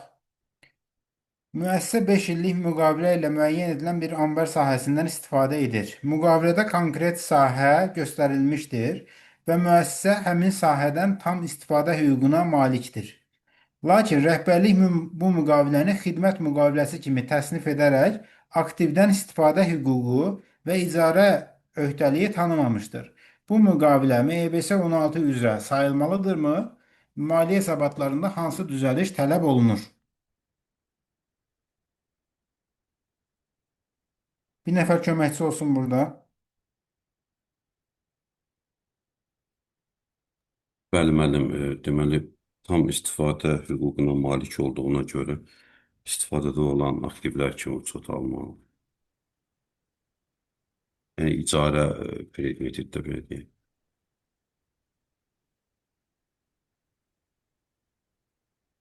Demək, əgər müqavilədə müəyyən edilmiş aktiv və istifadə üzərində nəzarət varsa, bu müqavilə icarədir. Bu halda icarə öhdəliyi aktivdən istifadə hüququ tanımalı və xərclər yenidən təsnif edilməlidir. Ümumiyyətlə, bu icarələr standartı bizim üçün çox həssasdır, yəni auditorlar üçün. Çünki bu, yəni aktiv və icarə öhdəliyinin tanınmaması, amortizasiya xərcinin düzgün bölünməməsi, faiz xərclərinin düzgün təsnifləşdirilməməsi birbaşa olaraq bizim üçün mənfi rəy obyekti ola bilər. Yəni bu standartın tələbləri bizim üçün çox önəmlidir. İcarə müddətinin qısa göstərilməsi. Müəssisə 1 illik icarə müqaviləsi bağlamışdır, lakin müqavilədə hər il avtomatik uzadılma şərti mövcuddur.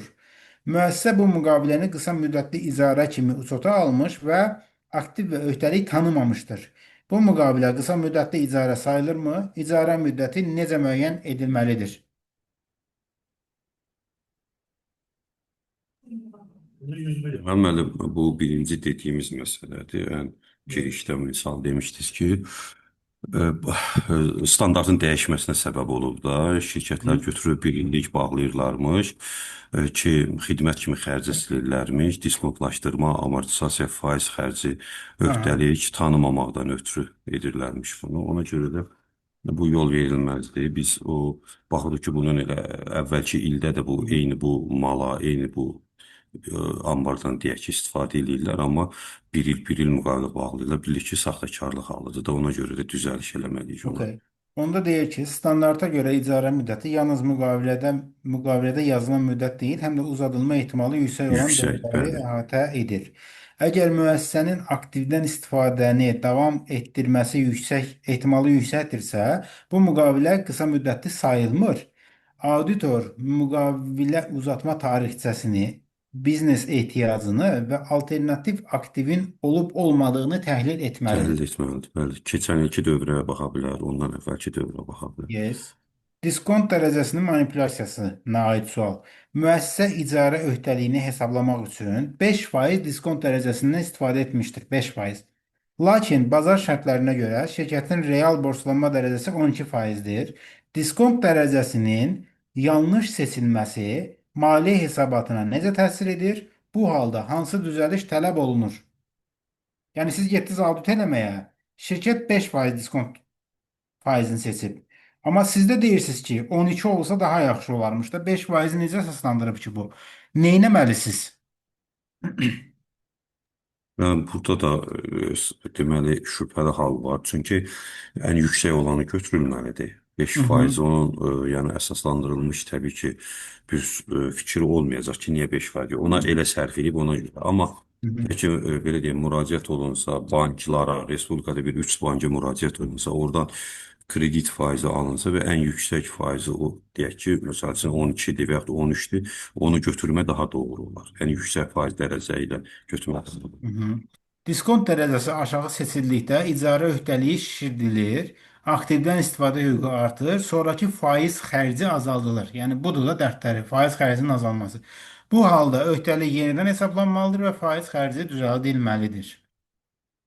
İndi cənablar, mənim sizə bir dənə sualım var. Bu sualın cavabı mənə maraqlıdır. Mən adətən öz auditlərimdə bunu yaşayıram. Sizin praktikanız mənə maraqlıdır.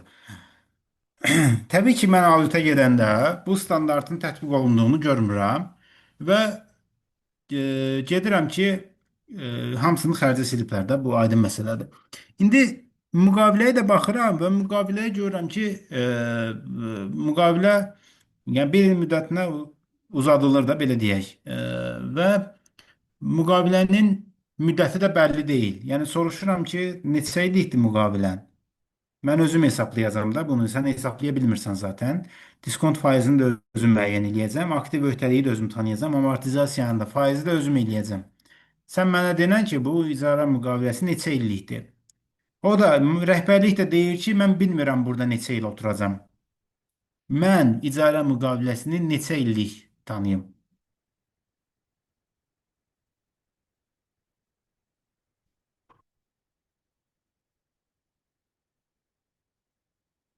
Sualımı başa düşdünüz? Mən başa düşdük sualı. Mən belə deyim də, mən də praktikada belə hal olmayıb, amma olsa necə eləyərəm? Hı Yəni hı. şəxsi yanaşmam necə ola bilər? Hı hı. Rəhbərlik nə qədər də burada nə qədər oturacağını bilməsə, inkar eləsə də mən bu icarəyə götürülən predmet nədir və onun bu biznesin fəaliyyətində iştirakı nə qədərdir? Buna yanaşaram. Yəni əhəmiyyətli ki, bu biznesə onun əhəmiyyətli təsiri nə qədərdir? Ona görə məsələn deyək tır və daşımaçılıq şirkəti, Hı hı. daşımaçılıqla məşğul olan bir şirkət tır icarəyə götürüb və onun əsas fəaliyyəti yəni Ya, ofis, daşımaçılıqdır orada. ofis binasıdır. Ofis binası icarəyə götürür və bunun belə deyək də xidmət sektorudur, yoxsa ticarət sektorudur, bu da var da. İndi bunun planlaşdırdığı biznes, hər bir biznes plan olur da, biznes plan tutulur ki, qabaqcadan məsələn müqavilələr bağlanır Onlar müştərilərlə, yoxdur. müştərilərlə müqavilə bağlanır ki, məsəl üçün ona 2 illik xidmət müqaviləsi bağlanır ki, biz 2 il ərzində sizə xidmət göstərəcəyik falan. Deməli bu 2 il ən azından bu binada oturacaq ki, bu xidməti göstərəcək və yaxud da satış eləyəcəksə, yəni Direktorun 80 yaşı var. Direktorun yaşı 80-dir. Yəni mənə dedi ki, Şamxal, mən 5 ay sonra həyatda olacam, olmayacam bilmirəm. Sən məndən burada hələ neçə il oturacağımı mı soruşursan? Mənə belə dedi. Yəni dedi, mən indi 5 ay bir sonra yaşayıb yaşamayacağımı bilmirəm. Mən nə yox, bilim ona dedi. qalsa ki, indi ona qalsa heç kəs bilmir də, amma yenə də bizim biznesimizin müştərilərlə müqaviləmiz var. Biz sizə 2 illik, 3 illik müqavilə bağlamışıq xidmət göstərməyə dair. Yəni ən azından bizim fəaliyyətimiz o deməkdir ki, bu konsern ki var, bizim fasiləsizliyimiz ən azından 3 il davam edəcək və biz ən azından 3 il bu ofisdə bu xidməti göstərəcəyik. Okey. Başqa kimin fikri var? Neçə illik götürək? İcara müqaviləsini neçə illik götürərdiniz? Minimum.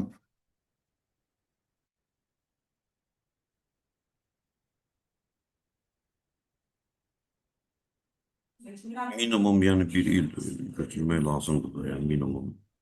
Mən düşünürəm ki, çünki bir ildən az olsa zaten qısa müddətli şeylər, kriteriyasına düşəcək. Ona görə də minimum bir il götürməlidir. Mən elə olanda minimum 3 il götürürəm.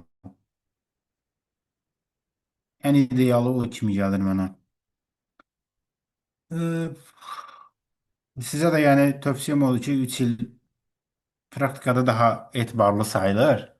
Elə sizə yəni öz praktikamı bölüşmək istədim. İndi belə bir faylımız var. İndi birbaşa açdım amma hə. Demək indi digər standarta keçmədən əvvəl belə bir faylımız var. Bu praktiki bir fayldır. Bu bu fayl indi ingilis dilindədir. Bunu özünüz tərcümə edə bilərsiniz də ya da şeyə süni intellektə verin tərcümə eləsin.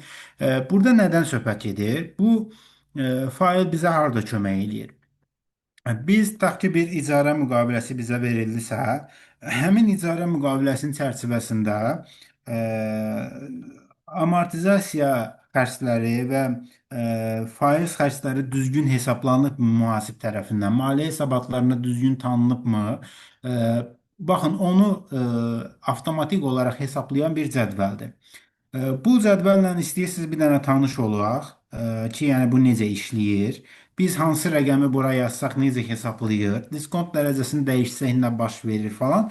Bunu mən sizə bir dənə izah edeyim. Sonra zaten sizə göndərəcəm. Siz özünüz praktikanızda istifadə edə bilərsiniz bunu rahat şəkildə. Baxaq mı buna?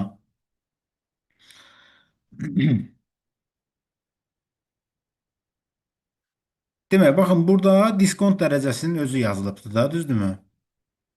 Baxın burada bu hissədə diskont rate, diskont faiz dərəcəsidir. Məsələn, bunu 10 eləsəniz, buradakı rəqəmlərin hamısı dəyişir. Bunu deyək ki, 12 eləsəniz, hamısı dəyişir. Yəni bu artıq sizin həmin o audit etdiyiniz şirkətin mühasibini nə götürübsə, maliyyəçisini nə götürübsə ondan asılıdır. Yəni siz burada hər hansısa bir şeyə müdaxilə eləmirsiniz. Sadəcə məsələn 11 yazınız, başqa heç bir şey eləmirsiniz, tamam mı? Burada isə bu hissəyə də dəymirsiniz. Yəni bu hissə toplam olaraq ayların sayından ibarətdir. Yəni görürsüz, baxın burada düsturlar var. Görürsüz, əvvəlki üstəgəlinsin 1 olaraq müəyyən olunubdur. Sizin isə burada sadəcə olaraq dəyişəcəyiniz hissələr nələrdən ibarətdir? Baxın bu sarılanmış hissələri görürsüz. Bu hissələrə sadəcə dəyişiklik eləyə bilərsiniz. Dəyişiklik eləyəcəyiniz nədir? İndi audit eləyirsiniz. Audit eləyirsiniz və deyək ki, icarə müqaviləsini nə vaxt bağlayıbdı? Deyək ki, 2025-ci ilə audit eləyirsiniz də, düzdürmü? 2025-ci ilə audit eləyirsinizsə, bunlar da icarə müqaviləsini bağlamış olsunlar. Deyək ki, mart ayının 10-u 2025-ci il. Düzdürmü? Bunu yazan kimi avtomatik olaraq görürsüz. 2025-ci ilin mart ayının 10-undan etibarən hamısını avtomatik olaraq görürsüz dəyişdi. 25-ci il 26, 27, 28, 29, 30, 31-ci ilə kimi getdi çıxdı. Bunu da dəyişə bilərsiniz təbii ki. Mart ayı olmasın, nə bilim, olsun may ayının 1-i. Olan kimi hamısını yenə dəyişdi. Yəni bütün hesablamaları ona uyğun dəyişir. Burada da var nə? Məbləğ. Bax ki, indi mən bura 1000 manat yazmışam. Hətta bunun şeyini də vermişəm, qrosapını da vermişəm. Qrosapını verməyə də bilərsiniz. Birbaşa 5000 yaza bilərsiniz, məsəl üçün. 5000 yazan kimi avtomatik bu dəyişir. Yəqin o hamısını dəyişir. Bu aşağıdakını dəyişməyimizə ehtiyac yoxdur. Ha, bu hissədə bu formada dəyişir. Bir dəqiqə bu cəmləyirmi bunu? Yox, cəmləmir.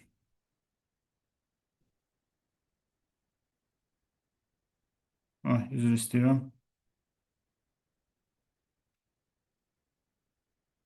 Tamam. Hı. Baxın, bu formada dəyişdik də. Tutaq ki, aylıq 5000-dən bir müqavilə bağlayıb. Bunu da dəyişdik. 5000-lik müqavilədir. 2025-ci ilin may ayından etibarəndir. Diskont faktorlarından da işimiz yoxdur. İndi müqavilənin müddəti önəmlidir. Müqavilə neçə illik bağlanıbdır? İndi burada məsələn görürsüz 72 var. 72 o deməkdir ki 6 illik bağlanıb da, düzdürmü? 12 vurulsun 6 72 eləyir. Müqavilə deyək ki bağlanıb 4 illik da, düzdürmü? 4-ü 12-yə vuranda neçə eləyir? 48 mi eləyir?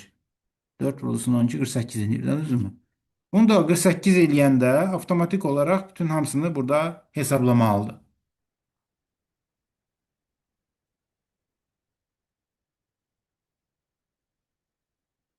Düzgün getmə baxın.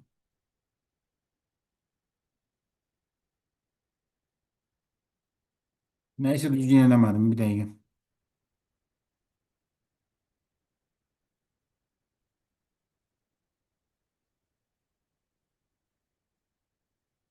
Hə, hamısını nəzərə almamalıyım da çünki 72, 360. Düzdür. Hı. Demək, biz əgər indi gəlsək 4 ilin sonunda, 4 ilin sonu indi bu 31-ci ilə kimidir. Bu hissəyə qədər gəlsək, deyək ki 4 il burada bitir. Hamısına baxsaq, hamısını cəmləsək, görərik ki 5 minlərin cəminlə faiz və amortizasiyaların cəmi bir-birinə bərabər rəqəm eləyir. Amma hələ ki 72 üzərindən davam eləyək də biz. 72 çünki aşağıya qədər gedir axı. Ona görə 72 üzərindən davam eləsək, indi bizə nə verir də bu əlimizdəkinin bir dənə hesablayaq. İndi 5000-lər üzərindən getsək nə qədər eləyir? 360 min. Bu nə deməkdir? 5000 bizim ödəyəcəyimiz rəqəmdir. 5000-lərin hamısını cəmləyəndə 360 min eləyir. Yəni ki, biz bu aylar ərzində hamısını ödədik, elədi 360 min. 360 mini biz ödəsək, bunun hansı hissəsi faiz olacaq, hansı hissəsi amortizasiya ilə olacaq? 97 minlik hissəsi olacaq bunun faiz, qalan hissəsi isə, yəni 262 minlik hissəsi isə amortizasiya xərci olaraq biz bunu tanımalıyıq. Bizim buna niyə ehtiyacımız var? Çünki biz 2025-ci ildə, baxın, gələcək bunu belə toplayacağıq. 2025 harda qurtarır? Burada. 2025-ci ildə 18 min deməli biz faiz xərci tanımalıyıq. Bu qədər hissəsini isə 29 minlik isə tanımalıyıq nə? Amortizasiya xərci. Sonra təzədən yenə 2026-cı ildə audit eləyəndə, gələcək 2026-cı ildə bu qədər deməli biz tanımalıyıq faiz xərci, bu qədər isə toplayacağıq, eləyəcəyik bu qədər amortizasiya xərci 43700. Bu formatda olan bir fayldır. Yəni çox praktik bir fayldır da belə deyim. Bundan tam şəkildə istifadə etməyi bacarmalıyıq. Bu fayl aydındırmı?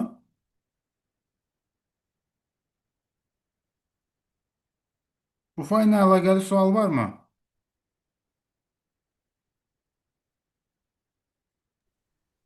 Salam Şamxıl müəllim. Burada o vasitəçiyə ödənilən vəsait məbləği nəzərdə alınmayıb da, yəqin ki, arizə sütun kimi.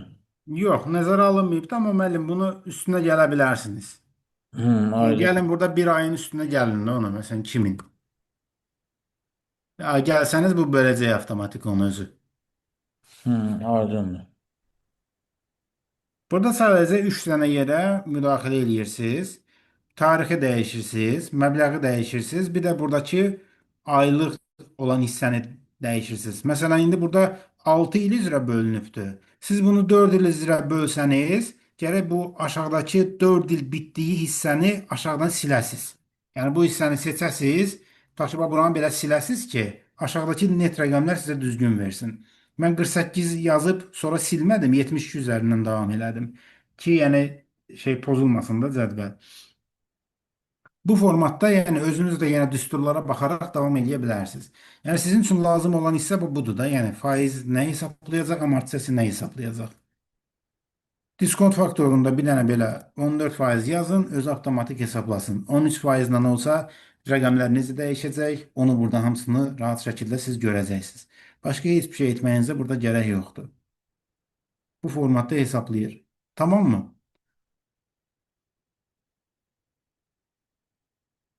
Keçək bura xarici valyuta məzənnələrinə. Xarici valyuta məzənnələrindəki dəyişikliklərin təsiri ingilis dilində bu formatda gedir. Standartın adı. Burada 3 dənə ad var. Təqdimat valyutası var. Xarici valyuta, bir də funksional valyuta. Bunların bir-birindən fərqlərini bilirsiniz. Zəhmət olmasa bilən biri bunu bizə izah eləsin də. Təqdimat valyutası nədir? Xarici valyuta nədir? Bir də funksional valyuta nədir?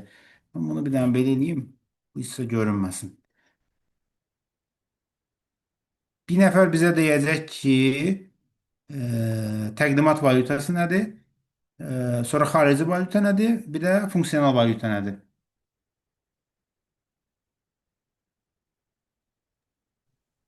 Əgər səhv eləmirəmsə, deməli təqdim edilən valyuta, yəni hesabat hansı valyutada təqdim edilirsə o valyutanı yazırıq.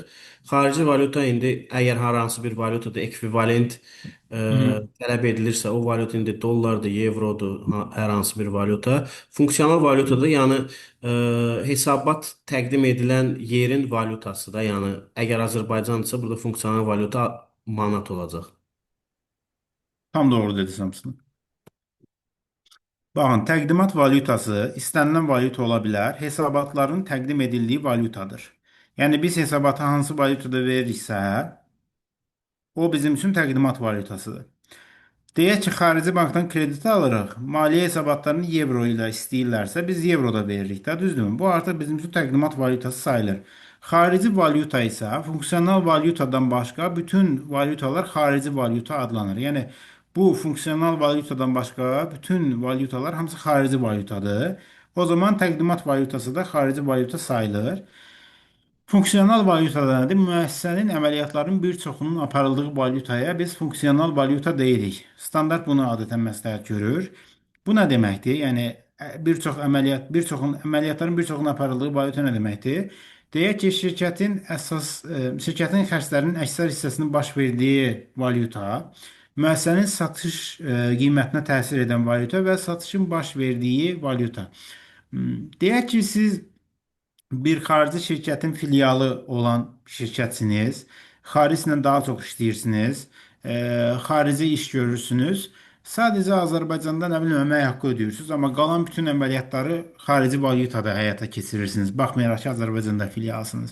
Deyək ki, bunu da ki dollarda eləyirsiniz. Bu zaman sizin üçün funksional valyuta artıq dollardır. Yəni sizin üçün Azərbaycan manatı deyil, bu zaman dollar sizin üçün funksional valyuta sayılır. Amma Azərbaycandakı şirkətlərin çoxu üçün funksional valyuta Azərbaycan manatı sayılır. Burada standartda bu valyutalar arası keçidlər var.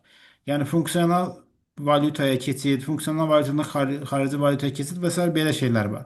Bu nədir? Xarici valyutadan funksional valyutaya keçid. Yəni bax buradakı xarici valyutadan bu funksional valyutaya keçidin şərtləri var. Yəni keçdiyimiz zaman nə etməliyik da belə deyək. Əməliyyat tarixində nə etməliyik? Ödəniş tarixində nə etməliyik? Dövrün sonunda nə etməliyik? Belə bir şeylər var. Əməliyyat tarixində nədir? Həmin tarixin həmin tarixdəki məzənnə ilə konvertasiya edilir. Yəni deyək ki, invoice aldınız, akt aldınız. Bu nədir? Sizə bir sənəd gəldisə, evroda deyək ki, bir sənəd gəldisə, e, həmin sənəddə də ki, tutaq ki, 10 min evroluq bir şeydirsə, siz həmin günün, həmin tarixində, həmin günün məzənnəsinə uyğun olaraq onu manata konvertasiya edirsiniz. Ödəniş tarixində isə nədir? Həmin günün yenə məzənnəsinə uyğun olaraq ödənişi həyata keçirilirsə, əməliyyat tarixindəki qalıqla ödəniş tarixindəki qalıq arasındakı fərq xarici valyuta məzənnə dəyişmələri üzrə gəlir və zərər adı altında mənfəət və ya zərər haqqında hesabatda əks olunur.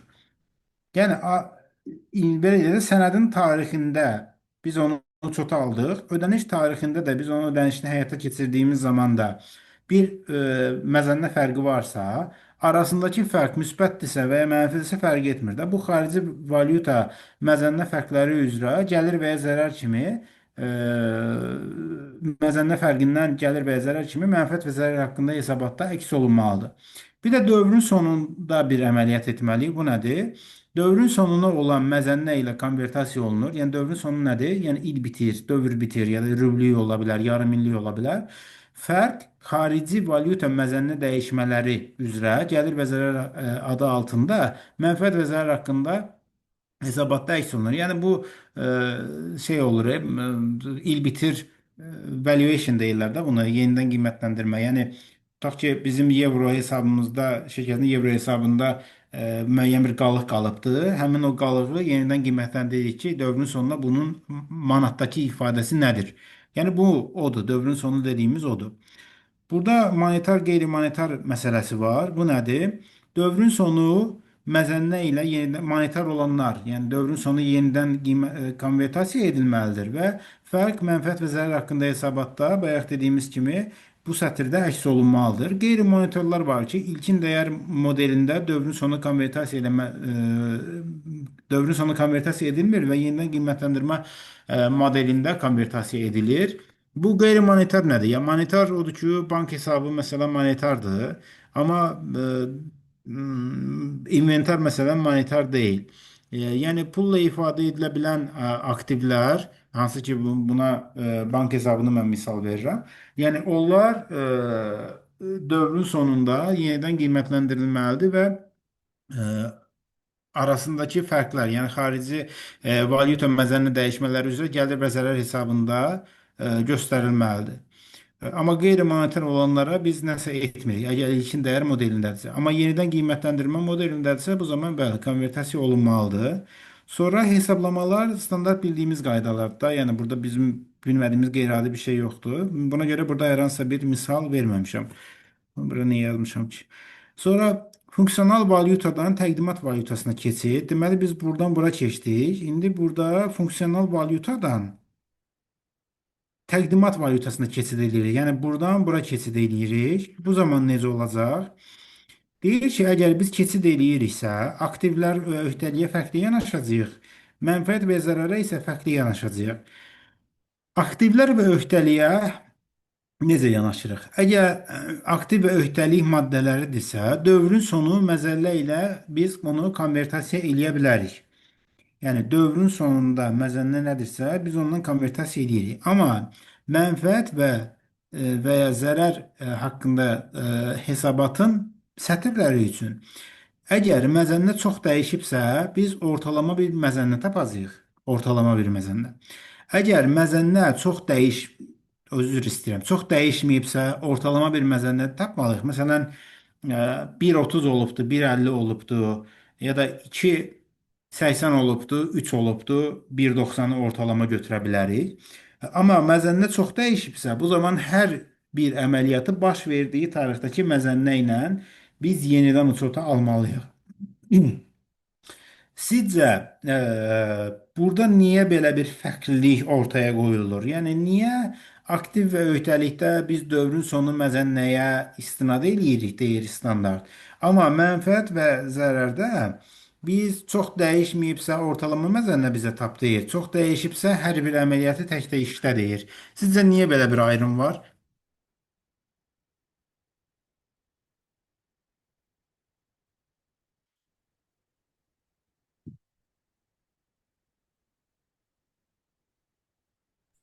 Sizcə niyə belə bir ayrım var? Aktiv və öhdəliklər ilin sonu tarixinə olan qalıqlar göstərilir. Ona görə də həmin qalığın ifadə olunduğu dövrü məzənnəsi götürülür. Amma mənfəət və zərərdəki hadisələr il ərzində baş verən hadisələrdir. Bunları ilin axırında götürsə düzgün rəqəm çıxmaz. Doğrudur. Aktiv və öhdəliklər bir ana olan screenshot deyirlər də buna. Bir ana olan bir çıxarışdır. Bir ana olan bir görüntüdür. Amma mənfəət və zərər haqqında olan rəqəmlər isə müəyyən bir dövrün cəmlənmiş halıdır. Ona görə aktiv və öhdəliyi dövrün sonunun məzəllə ilə konvertasiya edə bilərik, amma mənfəət və zərərin müddəalarına biz eyni yanaşmanı tətbiq edə bilmərik. Arasındakı fərq bundan ibarətdir. İndi burada bizə bir dənə misal verilibdir.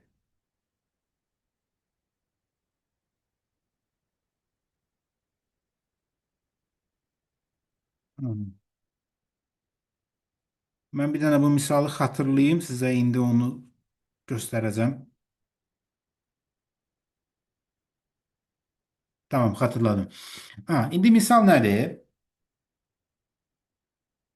Misal budur ki, bizə verib ki, dövrün sonu məzənnə 1.40-dır, ortalama məzənnə də 1.30-dur. Deyir ki, debitor borclar var, bir də əsas əməliyyat gəlirləri var. Funksional valyutadır. Baxın, funksional valyutadan təqdimat valyutasına keçid edirik də, düzdürmü? Baxın, funksional valyutadan təqdimat valyutasına keçid edirik. Aktivlər və öhdəliyə necə yanaşacağımızı bilirik, mənfəət və zərərə necə yanaşacağımızı bilirik. İndi burada bizə məzənnələri verdi. Hər ikisini bilirik. Debitor borclarımız da 100.000 evrodur. Əsas əməliyyat gəlirlərimiz də 100.000 evrodur. Bir fərqlilik yoxdur ki, yox. İkisini də 100.000 evro olaraq tanımışıq. Amma keçid elədiyimiz zaman nə olur? Biz keçid eləyəndə debitor borclarımızı aktiv öhdəlikdə tanıyırıq axı dedik. Debitor borc nədir? Aktivdir. Onu da ki, dövrün sonu məzənnə ilə vurmalıyıq da, düzdür? Bizə standart o şərti qoşdu ki, dövrün sonu məzənnə ilə vur. Dövrün sonu məzənnəndə 1.40 ilə verib. Ona görə 100 mini vurdum 1.40-a. Elədi 140 min. Amma əsas əməliyyat gəlirləri bizim üçün mənfəət və zərər haqqında hesabatın müddəasıdır. O da ki, ortalama məzənnə ilə deyir tab. O da ki, 1.30 veribdir. 100 mini də vurdum, 100 min evronu vurdum 1.30-a. Bu da elədi 130 min. İndi problem çıxdı da ortaya. Problem nədən ibarətdir? 100 min evro ilə 100 min evro əsas əməliyyat gəlirləri kreditdə, 100 min evro debitor borc debetdə. Burada bir problem yox idi. Amma təqdimat valyutasına keçid elədiyimiz zaman isə məzənnədən bir fərq yarandı. Çünki aktiv və öhdəliyə görə dövrün sonu məzənnəni götürdüm. Mənfəət və zərərə görə isə ortalama məzənnəni götürdüm. Arada 10 minlik fərq var. Bu fərqi necə düzəldəcəm?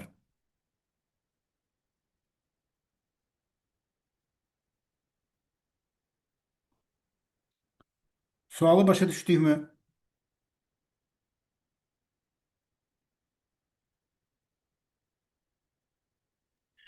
Mən üzr istəyirəm, mənə bir dənə Buyurun. zəng gəldi, o şeyi eşidə bilmədim. O qeyd elədiniz ki, əgər məzənə çox dəyişibsə, bir əməliyyat baş verdiyi tarixdə, məzənə az dəyişibsə, bax onun cavabını verdiniz, izah elədiniz, mən orasını eşidə bilmədim. Əgər məzənnə çox dəyişibsə, hər bir əməliyyatı baş verdiyi tarixdəki məzənnə ilə çoxalınmalı. Əgər məzənnə çox dəyişməyibsə, o zaman ortalama məzənnə ilə çoxalınmalı. Bunun səbəbi nə idi? Əhəmiyyətli təsiri azdır ona görə. Hə, Az yəni dəyişib. bəli, bəli, az dəyişibsə ortalama məzənnə nəzərə ala bilərik. Amma bizdə burada misal var ki, misal deyir ki, baxın, debitor borc və əsas əməliyyat gəlirləri, baxın 100 min evrodur da bu düzdür. Bu 100 min evro, onda burada funksional valyuta evrodur da, bilək ki. Bəli. Biz burada funksiyonaldan təqdimata Hı keçirik. -hı. 100 min evro əsas əməliyyat gəliri və debitor borc tanınıbdır. İndi biz bunu təqdimata keçirəndə 100 min evro, baxın 100 min evroluq debitor borcu 1.40-a vurdum dövrün sonu məzənnə ilə. Elədi 140 min debitor borc. Debitor ortalama ilə elədi 130 Ortalama min. ilə əsas əməliyyat gəlirləri isə 130 min əsas əməliyyat gəliri oldu. Bunu niyə ortalama ilə görə? Bunu da dövr sonu məzənnəsinə götürək. Dövrün sonundan eləyə bilmirəm, çünki əsas əməliyyat gəlirləri mənfəət və ya zərər haqqında hesabatın müddəasıdır deyə dövrün sonu məzənnə ilə götürə bilmərik. Standart ona icazə Hə, vermir. ortalama ilə götürməliyik. Bəli, Yəni, başa düşdüm. ortalama ilə götürməliyik və ya hər bir əməliyyat tarixində iki məzənnə ilə götürməliyik. İkisindən biridir. Ona görə bizə burada ortalama məzənnəni 1.30 olaraq verir. Yəni indi arada fərq yaranıb. Bu fərqi nə ilə düzəldim? Necə düzəldim? Şəmxan müəllim, Mənfəət zərər haqqında hesabatda tanıyacaq da o fərqi var. bəli, Hansı mən də hesabatda tanıyacağıq? Mənfəət zərər haqqında hesabat. Aradakı fərq yalançı fərqdir. Yalançı və o şey var. Mənfəət zərər haqqında hesabatın alt bölməsi var. Digər Aha. comprehensive income deyirlər. Aha. Oradan. Gözəl. Demək ki, biz əvvəlki təlimdə də xatırlayırsınızsa, demişdik ki, yalançı mənfəət, yalançı xərc, yalançı olan hər hansısa bir zərər, bunlar hamısı bizim üçün digər şərtlər də nəzərə alınmaqla digər məcmu gəlir haqqında hesabat var da, adır comprehensive income dediyimiz. Orada tanınmalıdır. Demək biz burada 10 mini yazacağıq ki, təqdimat valyutasına keçid zamanı gəlir. Tamam. Onu da kreditdə yazacağıq və bu 10 min manat digər məcmu gəlir haqqında hesabatda göstərilməlidir. Göstərilir ki, təsisini dividend ödənişində aldatmasın. Bəli, biz bunu orada nəzərə almayacağıq. Belə. Burada var mı sual? Var. Bir dənə suala baxaq. Müəssisə xarici valyutada alınmış əsas vəsaiti hər dövr sonu məzənnə ilə yenidən qiymətləndirir və kurs fərqini mənfəətə daxil edir. Əsas vəsait üzrə kurs fərqi yaranmalıdırmı? Bu yanaşma düzgündürmü?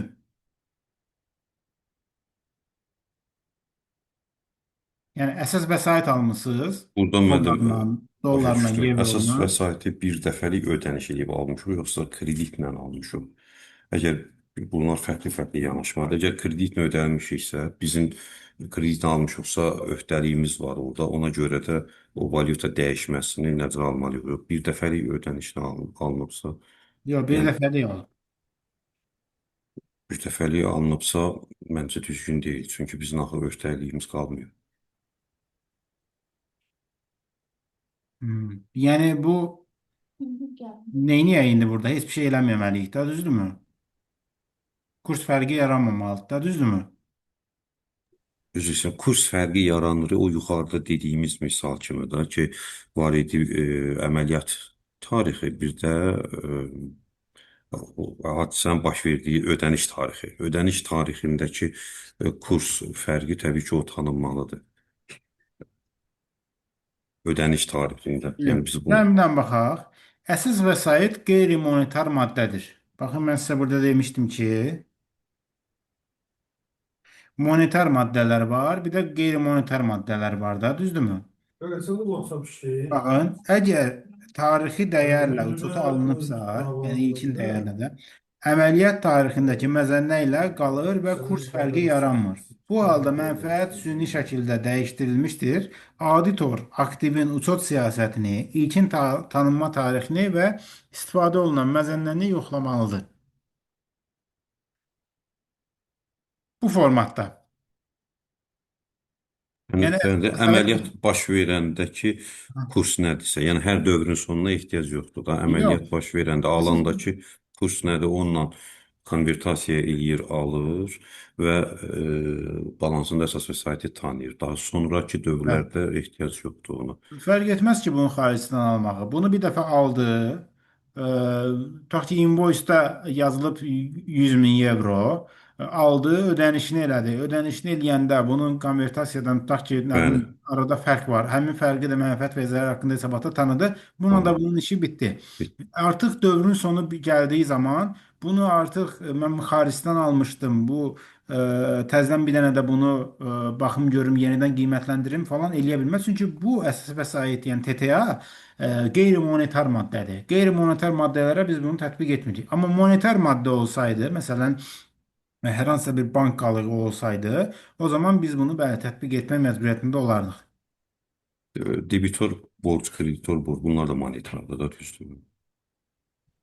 Bir də deyərz müəllim? Debitor borc, kreditor borc, bunlar da monetar Bəli, varlıqlardır da. bəli, onlar da monetardır. Bir də bunların baxaq o zaman audit Yəni prosedurlarına. Kimsə Sağ ol nəsə müəllim. deyir? Buyurun Yəni müəllim. üzr istəyirəm. Həmin alış üzrə xarici valyutada alınan misal üçün aktivə görə vəsait ödənilməyib, hesabat dövrünün sonuna həmin debitor məbləği qalıb. Təbii ki, bizim öhdəliyimiz xarici valyutada gələcəkdə ödəmə öhdəliyidir. Bəli, Hesabat tarixinə xarici valyutadakı debitor mütləq məzənnəsi nəzərə alınmalıdır. Əgər bəli, maliyyə hesabatları təqdimat valyutası misal üçün Azərbaycan manatıdırsa və xarici valyutada mənim kreditor öhdəliyim mütləqdirsə, həmin kreditor daha doğrusu debitor alacağım və yaxud da kreditor ödəyəcəm, üzr istəyirəm, debitor kreditor qarışdırdıq. Almışamsa kreditor öhdəliyim xarici valyutadadırsa, maliyyə hesabatı belə deyək də, valyutası da Azərbaycan manatıdırsa, bu mütləq Azərbaycan manatına məzənnə xərci və ya gəliri nəzərə alınıb, mənfəət zərər haqqında hesabatı tanınmalıdır. bəli, tanımalı. Amma bizim o кейsimizdə o ödənmişdi. Yəni Hə, ödəndikdən sonra ödənilmişdirsə artıq yox, hə, heç vaxt. O elə alındığı tarixdə bəli, ödənilibdirsə, biz həmin günün təbii ki, konvertasiya kurs məzənnəsi ilə yerli misal üçün Azərbaycan manatında maliyyə hesabatını tanınacaq və bundan da bitdi. bəli. Onunla da bitir. İşimiz olmur artıq. Hər standartın sonunda olduğu kimi, hər iki standart üzrə də burada audit prosedurları yazılıbdır. Demək, icarələr standartı ilə əlaqəli müqavilələrin tamlığının yoxlanılması, müqavilənin icarə olub olmadığının müəyyən olunması. Yəni bunu niyə arizə yazmışam? Çünki müqavilənin həqiqətən icarə olunub olunmamasının birinci müəyyən olunması önəmli bir prosedur sayılır. İcarə müddətinin düzgün müəyyən olunması, bu da bizim üçün çox önəmlidir. Çünki bir audit prosesində, yəni icarə müqaviləsini oxuyub həqiqətən icarə müddətini müəyyən edə bilmirəm mən.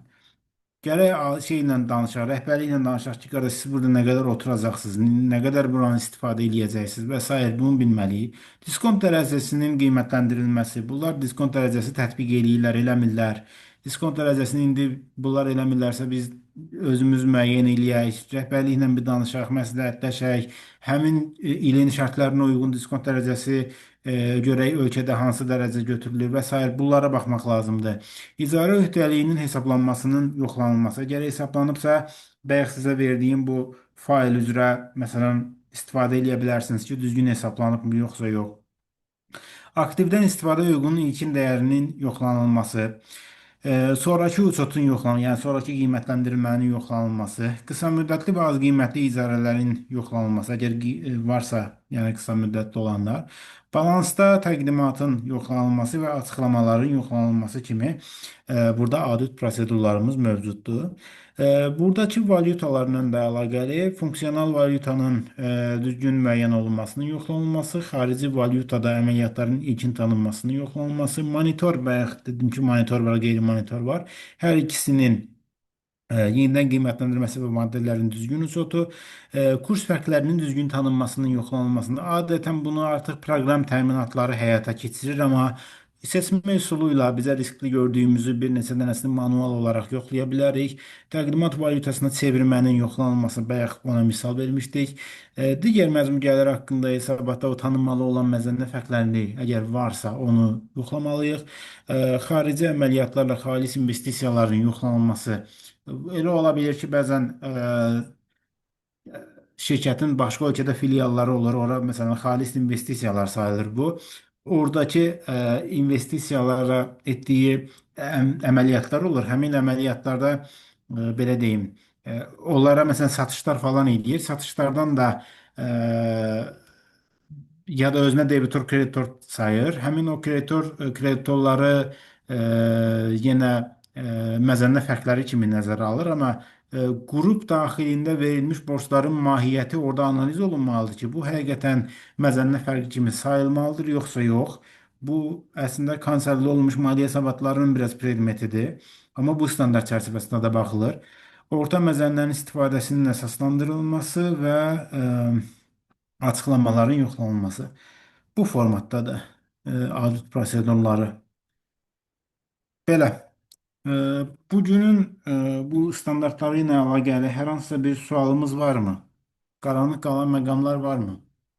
İcarələr standartı bizim üçün çox önəmlidir. Açığı Şənxan müəllim, təbii ki, qaranlıq məqamlar var. Qaranlıq deyəndə belə deyək də, müzakirə olunmalı tərəfləri var. Gəlin etiraf edək ki, biz Bəli, mənim.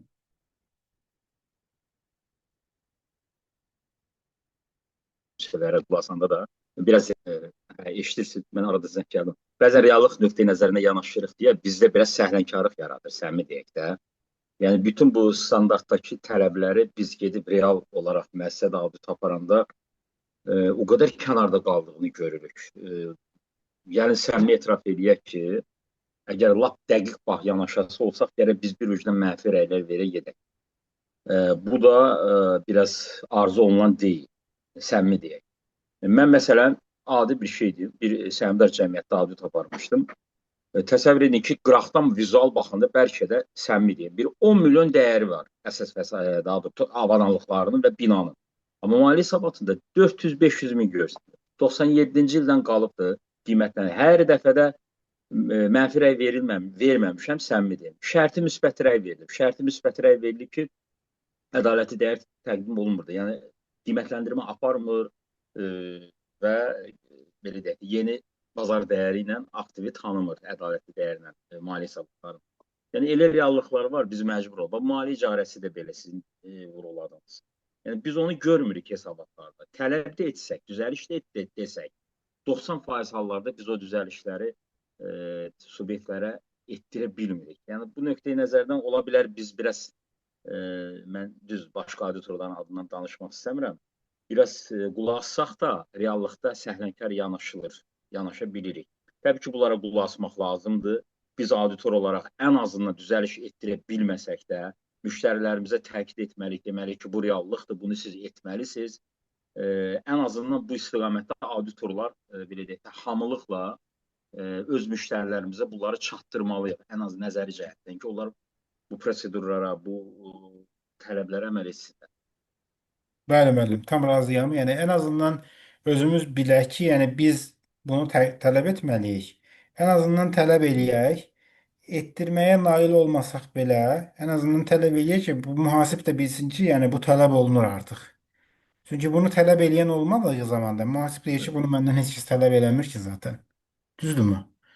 Yəni üstündən keçmək lazım deyil. Standartın tələblərini müştərilərə tam izah etmək lazım ki, bax burada siz etməmisiniz, səhv etmisiniz, maliyyə hesabatınızda bu kobud buraxılan səhv var. Bunu gələcək dövrlərdə ən azından düzəldin. Başlayın artıq, start verin, formalaşdırmağa. Ən azından düşüncənizdə bilin ki, bunlar olmalıdır. Bəli, tam razıyam. Ee, başqa kimsə nəsə demək istəyirmi?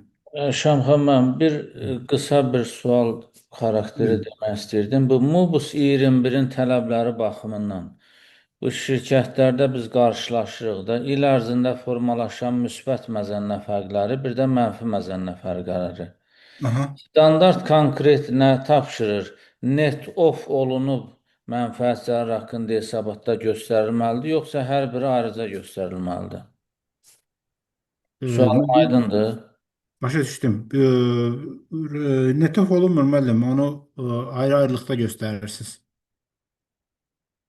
Aydındır.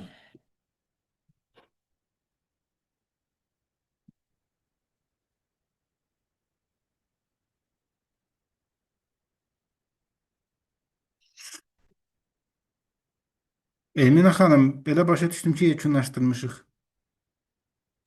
Bəli, Şamxal müəllim. Yekunlaşdırdıq o zaman biz. Hə, Şamxal müəllim, Bəli, müəllim. keçən dəfə sırağa günkü materialları vermişdiniz yükləmək üçün, amma seminarın materiallarını verməmisiniz Elmina xanım. Seminarın materiallarını verdim axı. Yox, seminarınkini verməmisiniz. Təliminkini, kursunkini vermişdiniz. Seminarın materialları yüklənməyib. Seminarın materialları dedi sayta yerləşdirəcək. Biz də sədrə yazdıq razılıq üçün. Məncə Şamxal seminarı deyirləri. Mən o gün sizdən istədim materialları dediniz Qoşqar müəllim deyib sayta yerləşdirmək üçün. Mən sizə göndərmişəm Elmina xanım. Hə? Göndərmişəm sizə. Mənə göndərmişdiniz, amma mən qrupda paylaşmadım. Hə, siz paylaşmadınız. Paylaşmamışam. Çünki siz dediniz ki, Qoşqar müəllim deyib ki, rəhbərliyə məktub yazdı. Biz o məktubu yazmışıq. Hə, başa düşdüm. İndi mən üstümə düşən eləmişəm də. İndi baxın, sayta mı qoyacaqsınız, qrupdan Sayta paylaşacaqsınız. qoyulacaqdı. Yəni, nə bilim, Sayta baxaram. qoyulsa da qrupda da paylaşsa yaxşı olar. Paylaşaram onda. Onsuz zaten sayta yerləşdiriləcək bir şeydir. Çox sağ olun. Siz Başqa varmı cənablar nəsə deyəcəyiniz? Oldu mənim, sağ olun, çox sağ olun. Sağ olun. Təşəkkür edirik, sağ olun. Siz sağ olun.